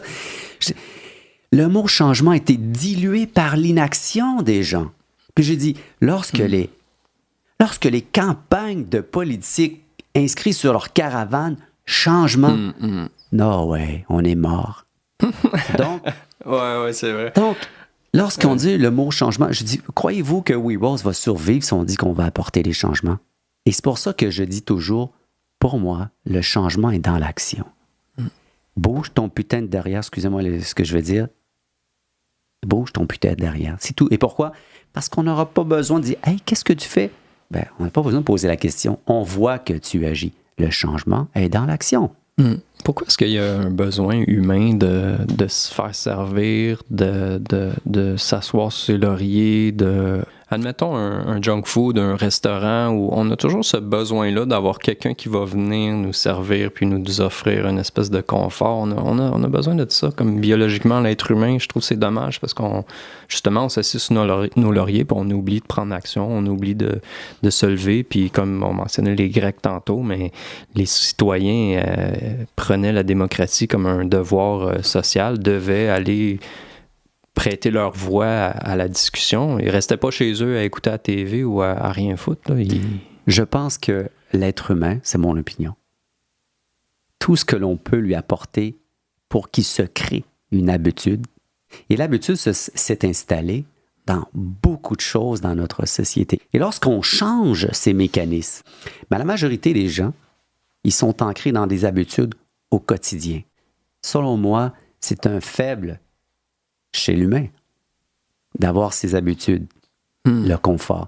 Et selon moi, tous les gens et toutes les solutions au point de vue de la science, au point de vue... Écoute, c'est pas rare qu'on pose la question à des gens, est-ce que vous êtes au courant, ça, les enjeux? Les gens vont dire oui.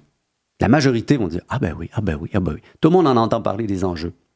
Ça va bouillir la marmite bientôt. Mais pourquoi on ne bouge pas si on le sait? On n'a pas le Parce temps. qu'ils On n'a pas le temps. Moi, je reviens le Voilà. soir, j'arrive chez nous, je suis fatigué. Ça me tente pas nécessairement d'aller écouter des reportages, des documentaires. Ça me tente pas d'aller dehors puis aller piqueter, amener un panneau puis aller protester contre je sais pas quelle cause. C'est fatigant de travailler 9 à 5. Puis qu'est-ce que je fais le soir? Moi, je m'en repose, je vais écouter la TV, je vais relaxer. Moi, personnellement, c'est pas ça que je fais. Là. J'ai pas de TV ici, puis je m'informe, puis je peins, puis je dessine, puis je crée. Ça, c'est mon mantra, là, mais il y en a beaucoup qui sont dans un train-train quotidien qui est complètement accaparant, puis ils laissent faire ça. La classe ouvrière n'a pas le temps de t'informer. Là. Nous sommes trop préoccupés par notre quotidien, par nos habitudes, et les changer. Vous savez, je regardais sur Facebook la semaine passée, et puis il y a quelqu'un qui disait « On boycotte une pétrolière ». C'est une vidéo qui a été virale, 1 million de vues. J'ai écrit à la personne, j'ai dit, j'aimerais ça que tu puisses venir faire ta campagne sur We Rose. De cette façon, tu vas pouvoir entretenir les gens qui viennent, les mises à jour, les motiver, mettre des documents, ainsi de suite. Il m'a écrit, regarde à combien de vues que je suis rendu. Après, il m'aurait écrit, demain, je vais être rendu 1 million de vues. Et moi, je lui ai écrit, si tu veux qu'il y ait des gens à telle date qui boycottent, ben, d'après moi, c'est ce qui est plus important. Et pourquoi je dis ça? Combien de personnes sont appelées à agir? Et combien est-ce qu'ils sont au rendez-vous? Donc, on a la connaissance de ce que... On a l'ambition de vouloir changer. Mais pourquoi que l'on n'agit pas? Et pourquoi je te donne l'exemple du mec qui était sur Facebook? Parce qu'effectivement... Excuse-moi, mais c'est mon opinion. Les gens trippent. Ah, c'est rendu 1 million.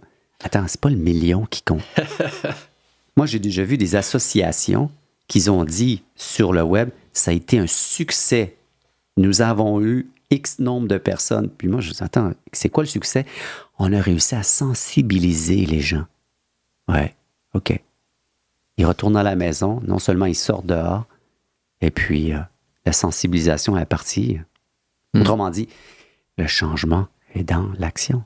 On a cette connaissance, on est au fait des problématiques. Faut agir. Moi, le tangible. Moi, j'aimais beaucoup le printemps érable à Montréal 2012. Jean Charest, moi, je le voulais plus au gouvernement. Je voulais vraiment quelqu'un qui était respectueux de l'éducation. Je veux dire, l'éducation, c'est un investissement.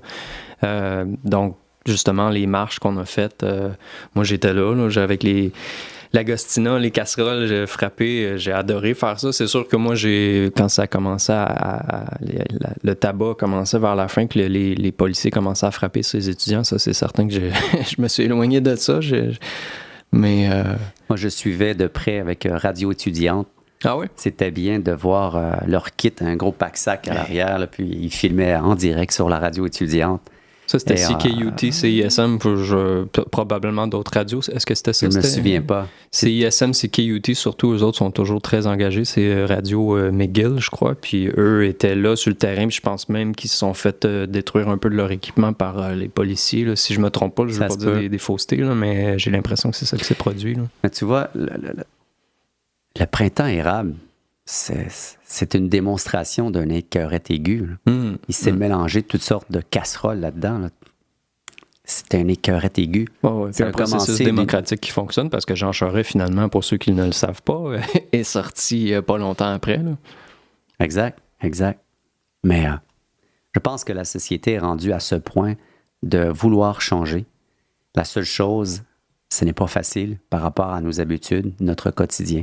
Mais lorsque l'urgence va se faire davantage sentir, David Suzuki l'a dit, il nous reste une petite fenêtre, small window. Lorsqu'il va nous rester un hublot, peut-être que là, les gens vont plus... Je ne dis pas qu'ils n'agissent pas en ce moment. Il y a vraiment une communauté d'activistes à travers le monde. La preuve, c'est que We Rose fonctionne bien.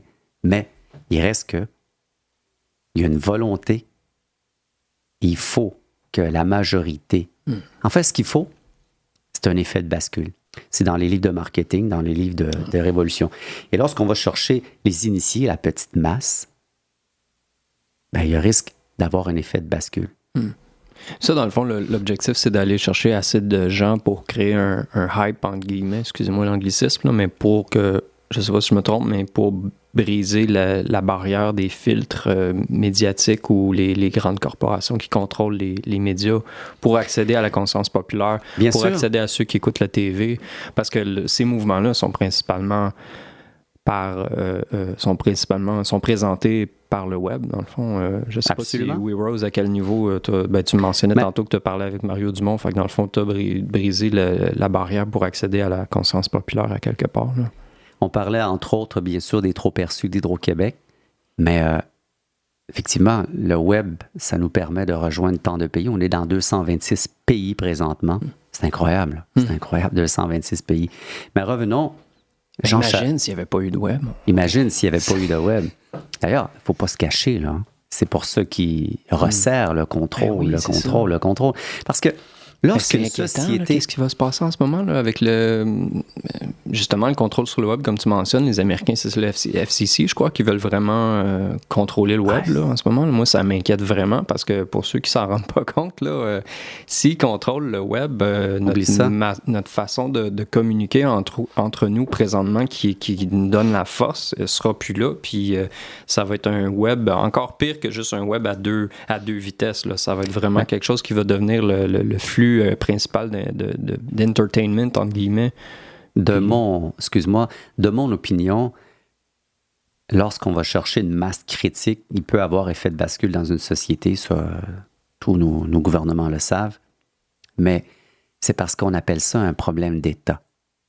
Lorsqu'on n'est pas capable, lorsqu'une idée se met, imaginez si Facebook commencerait à faire de la revendication, le feu pognerait. Donc, c'est impensable d'y penser.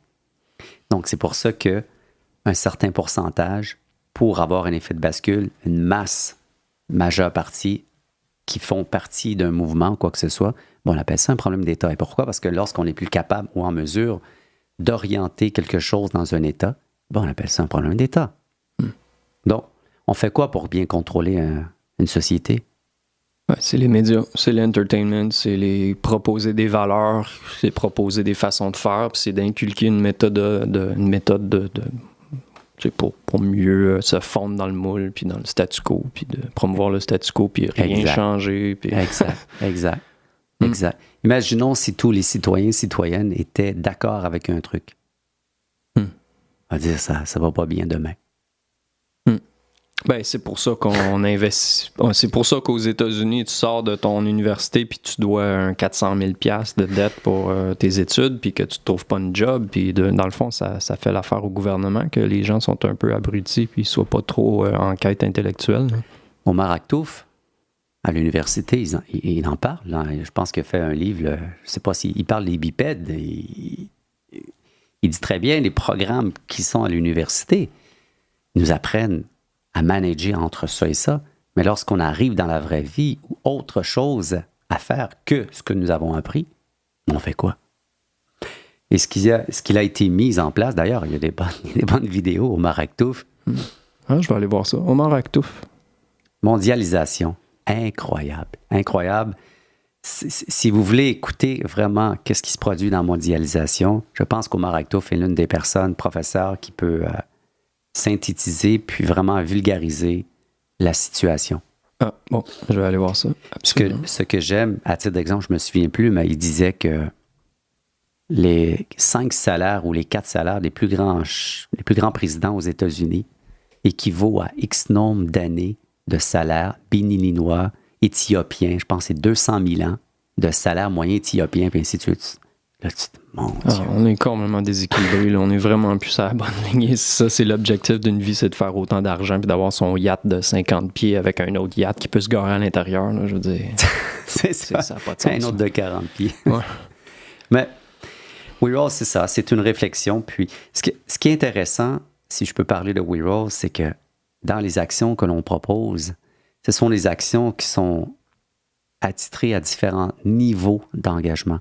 Lorsqu'on parle d'une pétition, il y a un bouton pétition. On peut faire une campagne avec une pétition, autant avec un boycott et autant avec autres actions. Donc, dans ces campagnes, on retrouve plusieurs genres d'actions. Et pourquoi? Pourquoi on a fait ça? Parce que justement, la pétition correspond à un segment de comportement d'activisme, de militantisme. Tandis que si on se disait, si on ajoute d'autres actions que l'on peut faire à même cette campagne, on va aller chercher d'autres genres de personnes, genres d'activistes. Parce qu'il n'est pas rare, lorsqu'une personne fait une campagne, ils activent le boycott, on leur écrit « Activez donc l'action pétition ». Souvent, ils refusent. Souvent. Pourquoi? Parce qu'ils disent « ça vaut pas de la merde ».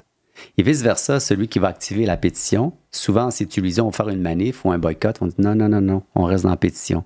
Juste sensibiliser.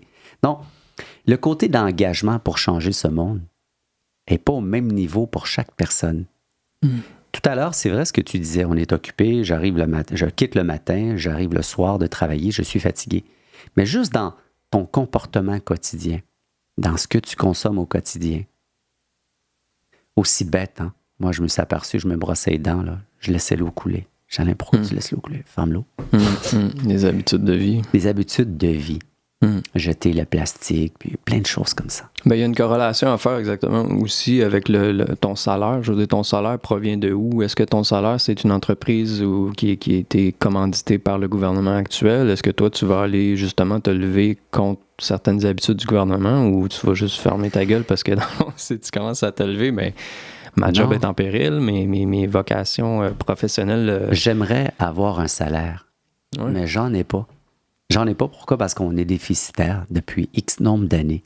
Et il n'y a pas de secret, là. Dans ce projet-là, j'ai réussi à attirer quelques investisseurs. On appelle ça du love money, des gens qui croient au projet, en moi. Mais le reste, ça vient de mes économies. Et jusqu'à date, il n'y a aucun argent qui rentre dans cette plateforme. Rien. On va commencer à monétiser au mois de décembre, le mois prochain. On va commencer pour les prochains mois. Mais non, il n'y a pas de salaire depuis ce temps-là. Il n'y a pas de salaire. Comment vous allez faire? Vous n'aurez pas une section boutique avec des t-shirts We Rose et puis des tasses We Rose? Non. On espère à un moment donné pour que les gens qui sont amoureux de la marque, bien sûr, on va avoir des t-shirts. On va peut-être pas des t-shirts, des choses plus originales. Là. Une marque, pas une marque. Moi, j'en veux un t-shirt We Rose. Je vais t'en donner un, je vais en amener un. Je vais le porter fièrement au prochain épisode, c'est certain. Parfait, je vais t'en donner un. Mais on va demander, première chose, on va demander des contributions. Parce que il y a des gens probablement qui trouvent qu'on fait un bon travail et puis qui s'aperçoivent qu'on fait changer les choses, et surtout au Québec avec le recours collectif. On encourage, on est là pour propager. Donc, on demande des contributions. Et de l'autre côté, on va demander aux gens de donner de l'argent pour qu'on puisse parrainer une campagne. Donc, si les gens donnent 5 $, nous, ce qu'on va faire, ou 20 $ ou 50 $, on va prendre le 50 $, puis on va le mettre sur les réseaux pour justement amener plus de personnes à la campagne. Et ça va couper, ça va couper nos frais de dépenses, marketing, et ainsi de suite. Donc, c'est comme ça que l'on va commencer. Et il va y avoir aussi les associations qui vont s'ajouter, ainsi que les campagnes de sociofinancement que l'on va pouvoir faire à travers We Rose. Parce que là, il n'y a pas de template de ça. Là. Non. C'est tout. Ben, il y a des méthodes qui existent depuis longtemps, mais en gros, c'est tout nouveau. Tout ça, c'est nouveau. Là. C'est des nouvelles façons faut s'ajuster rapidement. Toi, tu dois t'ajuster, tu dois voir, OK, ça marche pas, OK, on essaie autre chose. C'est une nouvelle plateforme qui n'est pas nécessairement... Il n'y a pas un template là, qui te dit comment le faire. Là. Premièrement, chaque pays agit à sa façon, d'une façon différente. Et ils ont leur façon de comprendre d'une façon différente. Garanti. C'est garanti, puis c'est même frappant des fois de voir que d'un pays, on interprète ça comme ça et de l'autre d'une autre façon. Ils n'agissent pas de la même façon d'ailleurs. Exemple, à titre d'exemple, le boycott en France n'étant pas reconnu, effectivement, heureusement que e-boycott a bien développé son marché par rapport au boycott, mais avant ça, personne connaissait, non pas connaître, mais pratiquait le boycott. Donc voilà, on va offrir plusieurs possibilités de financer la plateforme. Ben, c'est vraiment un très, très beau site. Allez voir ça, werose.com, absolument. Puis prenez action, prenez part. je sais que c'est difficile. Moi, je veux dire, c'est un investissement. C'est un investissement social, c'est un investissement à s'informer, à partager, à prendre action, à rejoindre des gens, à communiquer. Heureusement qu'on est dans l'époque de communication, puis qu'on peut s'informer, puis qu'on puisse avoir accès à Internet, puis à parler, puis à échanger avec des gens, voir comment qu'eux font, puis échanger des idées, puis c'est un peu utopique, mais je veux dire, la technologie est là, puis on peut le faire, là. C'est vraiment, on est à une époque incroyable. En même temps, on est sur le bord d'un précipice, puis en même temps, on est sur le bord d'un niveau, Vous savez, d'une percée incroyable technologique. c'est comme la question que Jean Charest a posée lorsqu'il était dans la crise. Il n'a pas posé la bonne question. Et c'est pour ça que, majoritairement, je me souviens, il avait fait des sondages. Et puis, c'est pour ça, à ce moment-là, que la crise n'avait pas terminé, parce que la majorité, bien sûr, les étudiants bloquaient pont, là, ça fâchait. Mais pourquoi je dis ça? Parce que le désir est là de vouloir changer.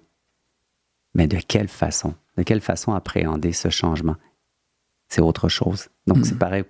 Si on demande aux gens sur la rue, est-ce que vous désirez que le monde change? Tout le monde va dire oui. Quelle façon? À l'instant. Ben, on veut pas une révolution. On veut pas. Moi, je refuse que ce soit une façon de faire qui s'apparente ou qui ressemblerait à la Révolution française, aussi qu'il y a eu une utilisation un peu exagérée de la guillotine. Là. Il y a moyen d'avoir une révolution intellectuelle, technologique qui est faite dans la paix et qui va pas causer d'ennui. Les entreprises, on veut pas un changement radical. On veut pas que les pétrolières ferment et que tout le monde perde leur travail. On veut une transition. Exact. Lentement, mais sûrement. Là. D'ailleurs, le mot révolution, il fait peur. Mais lorsqu'on regarde la révolution tranquille, la révolution industrielle, ce sont tous des révolutions qui ont apporté le changement. Et pourquoi pas une révolution de comportement? Une révolution de comportement. Lorsqu'on va être conscientisé de tout ce que l'on fait à cette planète, pareil comme David disait, peut-être qu'on va porter plus attention. D'ailleurs, il expliquait, la première chose, c'est l'air. L'air. Bordel. Non, tu sors dehors puis tu respires, je sais pas quoi, puis les cancers présentement, ou l'Asperger, ou toutes ces maladies-là, il y en a certaines maladies qui justement aussi, les maladies de dégénérescence du cerveau, c'est causé par l'air que tu respires. Tu vas dans une métropole puis tu respires. En Chine, en Inde, en ce moment, c'est épouvantable. Incroyable. On respire ça. Là. Mais qui a causé ces choses? Les habitudes. Voilà, j'aime bien le mot, habitude. Proposées par les gouvernements et les corporations qui veulent qu'on achète. Là. Selon moi. Là. Je suis pas la science infuse. Là. Ça, c'est moi, ma compréhension de la chose. Là. Mais tu vois, est-ce qu'ils veulent qu'on achète? Ils ont un travail, ils ont une ambition capitaliste, bien sûr, de faire runner une entreprise. Tu sais, un président qui ne respecte pas ses projections, il reste pas longtemps. Il reste pas longtemps. En principe, t'es le capitaine, tu sais où est-ce que tu t'en vas, puis il faut arriver au bon port. Si on n'arrive pas au bon port, on change. C'est ça notre société d'aujourd'hui, quoi. Oui, tout à fait. Mais on est là pour changer. On a des gens comme toi puis qui font des trucs concrets puis qui prennent action. Puis félicitations en tout cas pour We Rose. Moi, je suis... c'est incroyable comme site. Puis tout ce qui est fait, moi, j'ai l'occasion de le promouvoir à travers mes pages Facebook. Là. Je suis pas nécessairement prêt à mentionner quelle page. Là. J'ai certaines pages en ce moment que placeauchangement.info ou Place au changement sur Facebook, là, ceux qui veulent aller voir, mais c'est à petite échelle comparativement à tout ce que tu fais avec We Rose. Là. Mais c'est certain que j'en parle à travers mes pages. Puis, il faut comprendre une chose, que We Rose, j'ai mon opinion. Bien sûr, je pense que je l'ai assez révélé tout à l'heure. Mais We Rose n'est pas là pour juger, non pas de la pertinence ou pas, d'une campagne ou pas. Et pourquoi? Parce qu'on est là pour propulser les campagnes des personnes. Donc, on ne peut pas prendre parti pris de l'une moins que l'autre. C'est sûr que dans toutes les campagnes, il y en a qui viennent me chercher personnellement, que je crois personnellement, bien sûr. Et autant qu'il y en a qui qui ne m'allument pas, mais qui deviennent aussi populaires. Donc, Hydro-Québec, c'est des trop perçus. La fonctionnalité de WeRose, telle que j'ai dit à la conférence de presse, on est là pour aider, apporter des soutiens techniques, communication, à savoir comment est-ce que la campagne doit se dérouler ou se développer. Et c'est ce que nous avons fait. Et lorsqu'on regarde le parcours de cette campagne de la Coalition Peuple Allumé, très intéressant, ils ont commencé par une pétition. Elle n'est pas encore déposée d'ailleurs. Par la suite, ils ont fait une action vraiment médiatisée pour que l'ensemble des Québécois et Québécoises puissent prendre connaissance des trop-perçus. En faisant quoi? En donnant une mise en demeure par une conférence de presse, mise en demeure de 1,4 milliard au gouvernement. Et ils ont mandaté un huissier. Ils ont filmé, d'ailleurs, les médias. Ils ont donné la mise en demeure à un huissier pour qu'il soit mandaté d'aller la porter au gouvernement. 10 jours après, silence total. Le gouvernement, bien sûr, n'a pas répondu. Et après ça, la Coalition Peuple Allumé a fait un sondage sur WeRose à tous sa communauté, parce qu'il y a vraiment une communauté qui s'est développée autour. Ils vont faire des activités bien prochainement.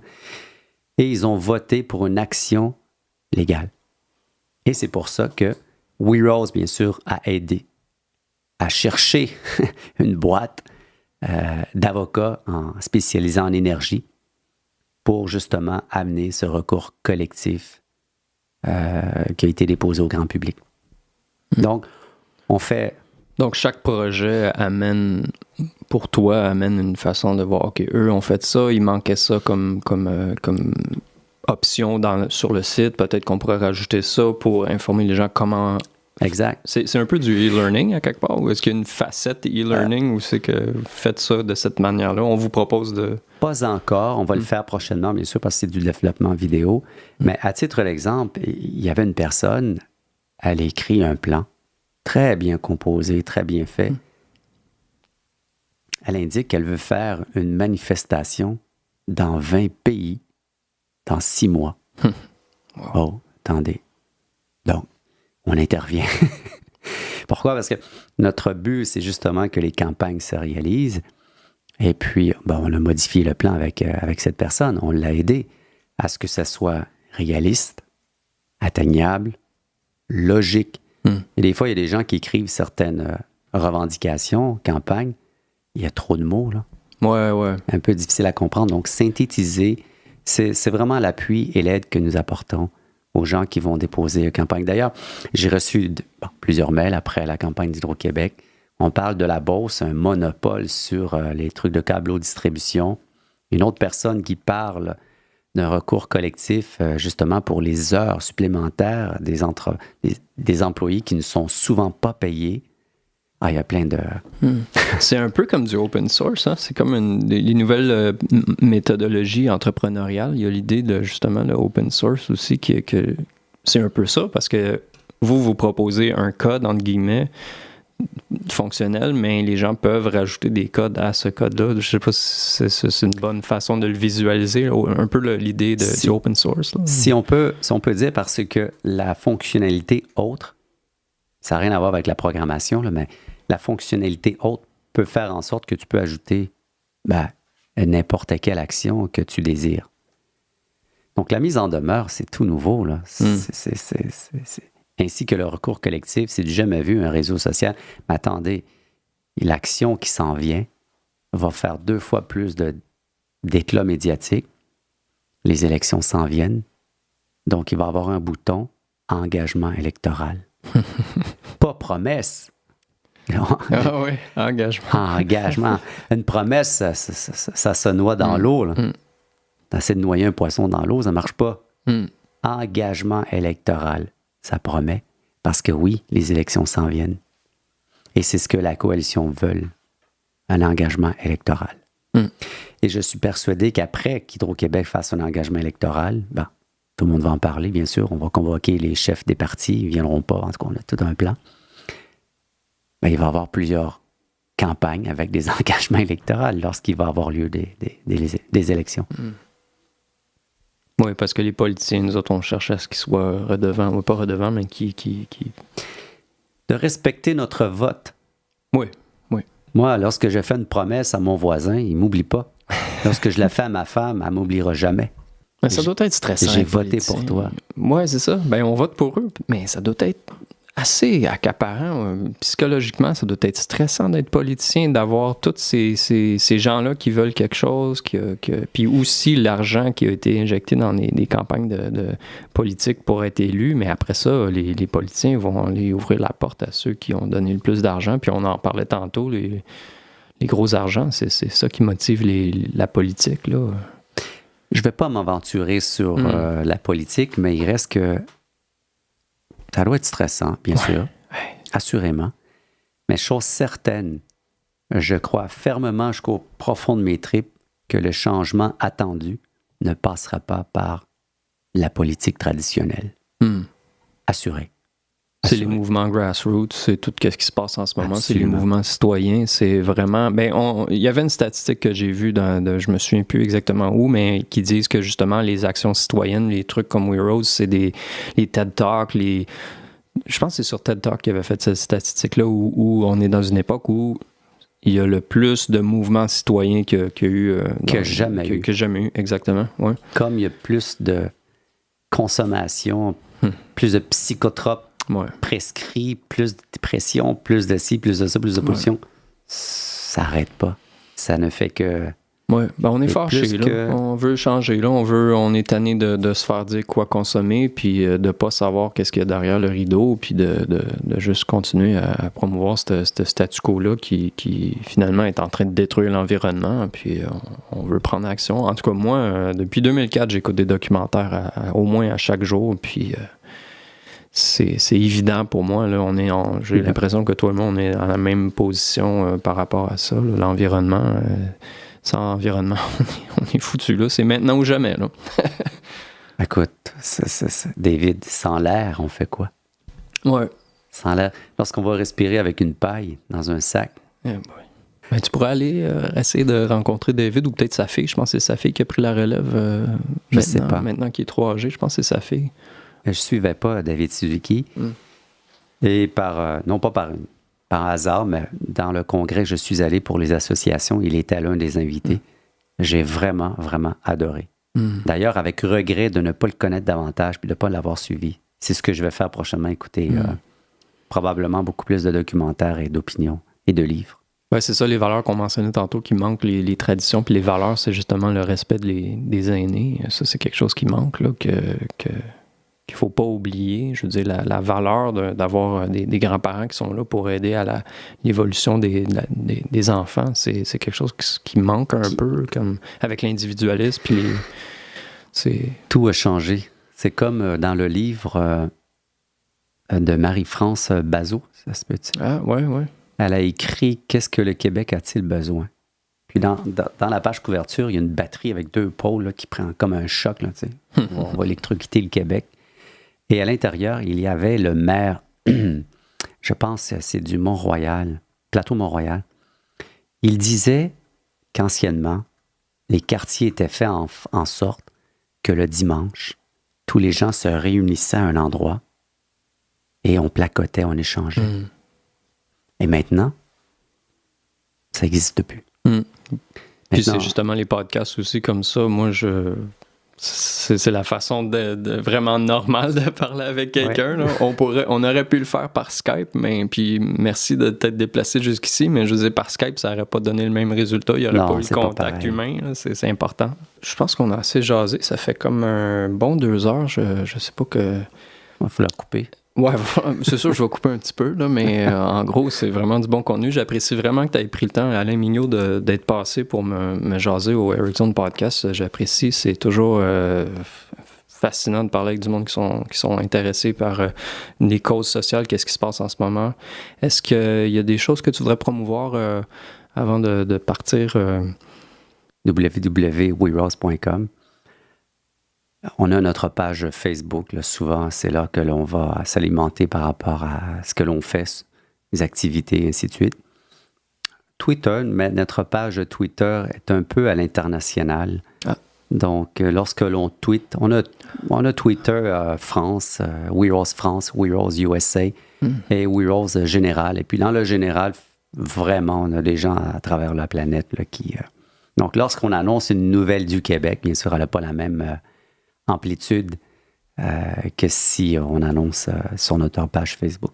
Donc, allez voir le site de weroads.com, allez voir leur Facebook. S'il vous plaît, cliquez like, le vote démocratique, utilisez-le. Prochainement, ce qui s'en vient chez We Rose, on va démarrer des Meetup We Rose et on va lancer un appel à tous nos 227 pays, à savoir qui veut démarrer des Meetup We Rose à tous les mois. Donc, on propose le dernier jeudi de chaque mois, pour faire ces rencontres à des endroits qui vont être mentionnés. Et de quoi on va parler? Bien, des enjeux et de quelle façon que l'on doit s'y prendre pour les régler. Super. Donc, on aimerait que ces We Rose Meetups soient populaires et deviennent connus de par plusieurs villes du monde. Ça, c'est une activité qui vient, à part que le plan Hydro-Québec, la campagne Hydro-Québec qui occupe vraiment une place sur la plateforme, bien sûr. Il va y avoir l'engagement électoral, les élections s'en viennent, ainsi que à partir de février, on va lancer une campagne de sociofinancement par équité. Et probablement, on va faire plusieurs villes du Québec pour aller justement sensibiliser les gens à We Rose et investir en tant qu'actionnaire dans We Rose. Un sociofinancement par équité, c'est comme, on connaît tous Kickstarter, puis Indiegogo, puis Oui. on a l'habitude, on finance et on reçoit le gadget, un truc comme ça. Sauf qu'en ce moment, ce qui va avoir lieu, c'est qu'on finance quelque chose et on se mérite d'une part des actions de l'entreprise. Donc, par équité, ça veut dire que vous devenez actionnaire. Si vous donnez 500 $, 1000 $, ils deviennent actionnaires de l'entreprise. Puis pour le recours, c'est werose.com /recours HQ, c'est ça? Recours HQ, exact. Okay. On a la raccourci www.recourshq. OK. Absolument. Ben, merci beaucoup, Alain Mignot. Merci beaucoup d'être passé au Eric Zone Podcast. J'apprécie vraiment. Puis je te souhaite bon succès dans toutes tes activités. C'est vraiment impressionnant ce que tu fais. Je te souhaite bon succès. Merci beaucoup encore. Merci. Ça me fait plaisir. Merci à toi. That's it. Après ça. That's all. Yes. Wow. C'est super bien passé.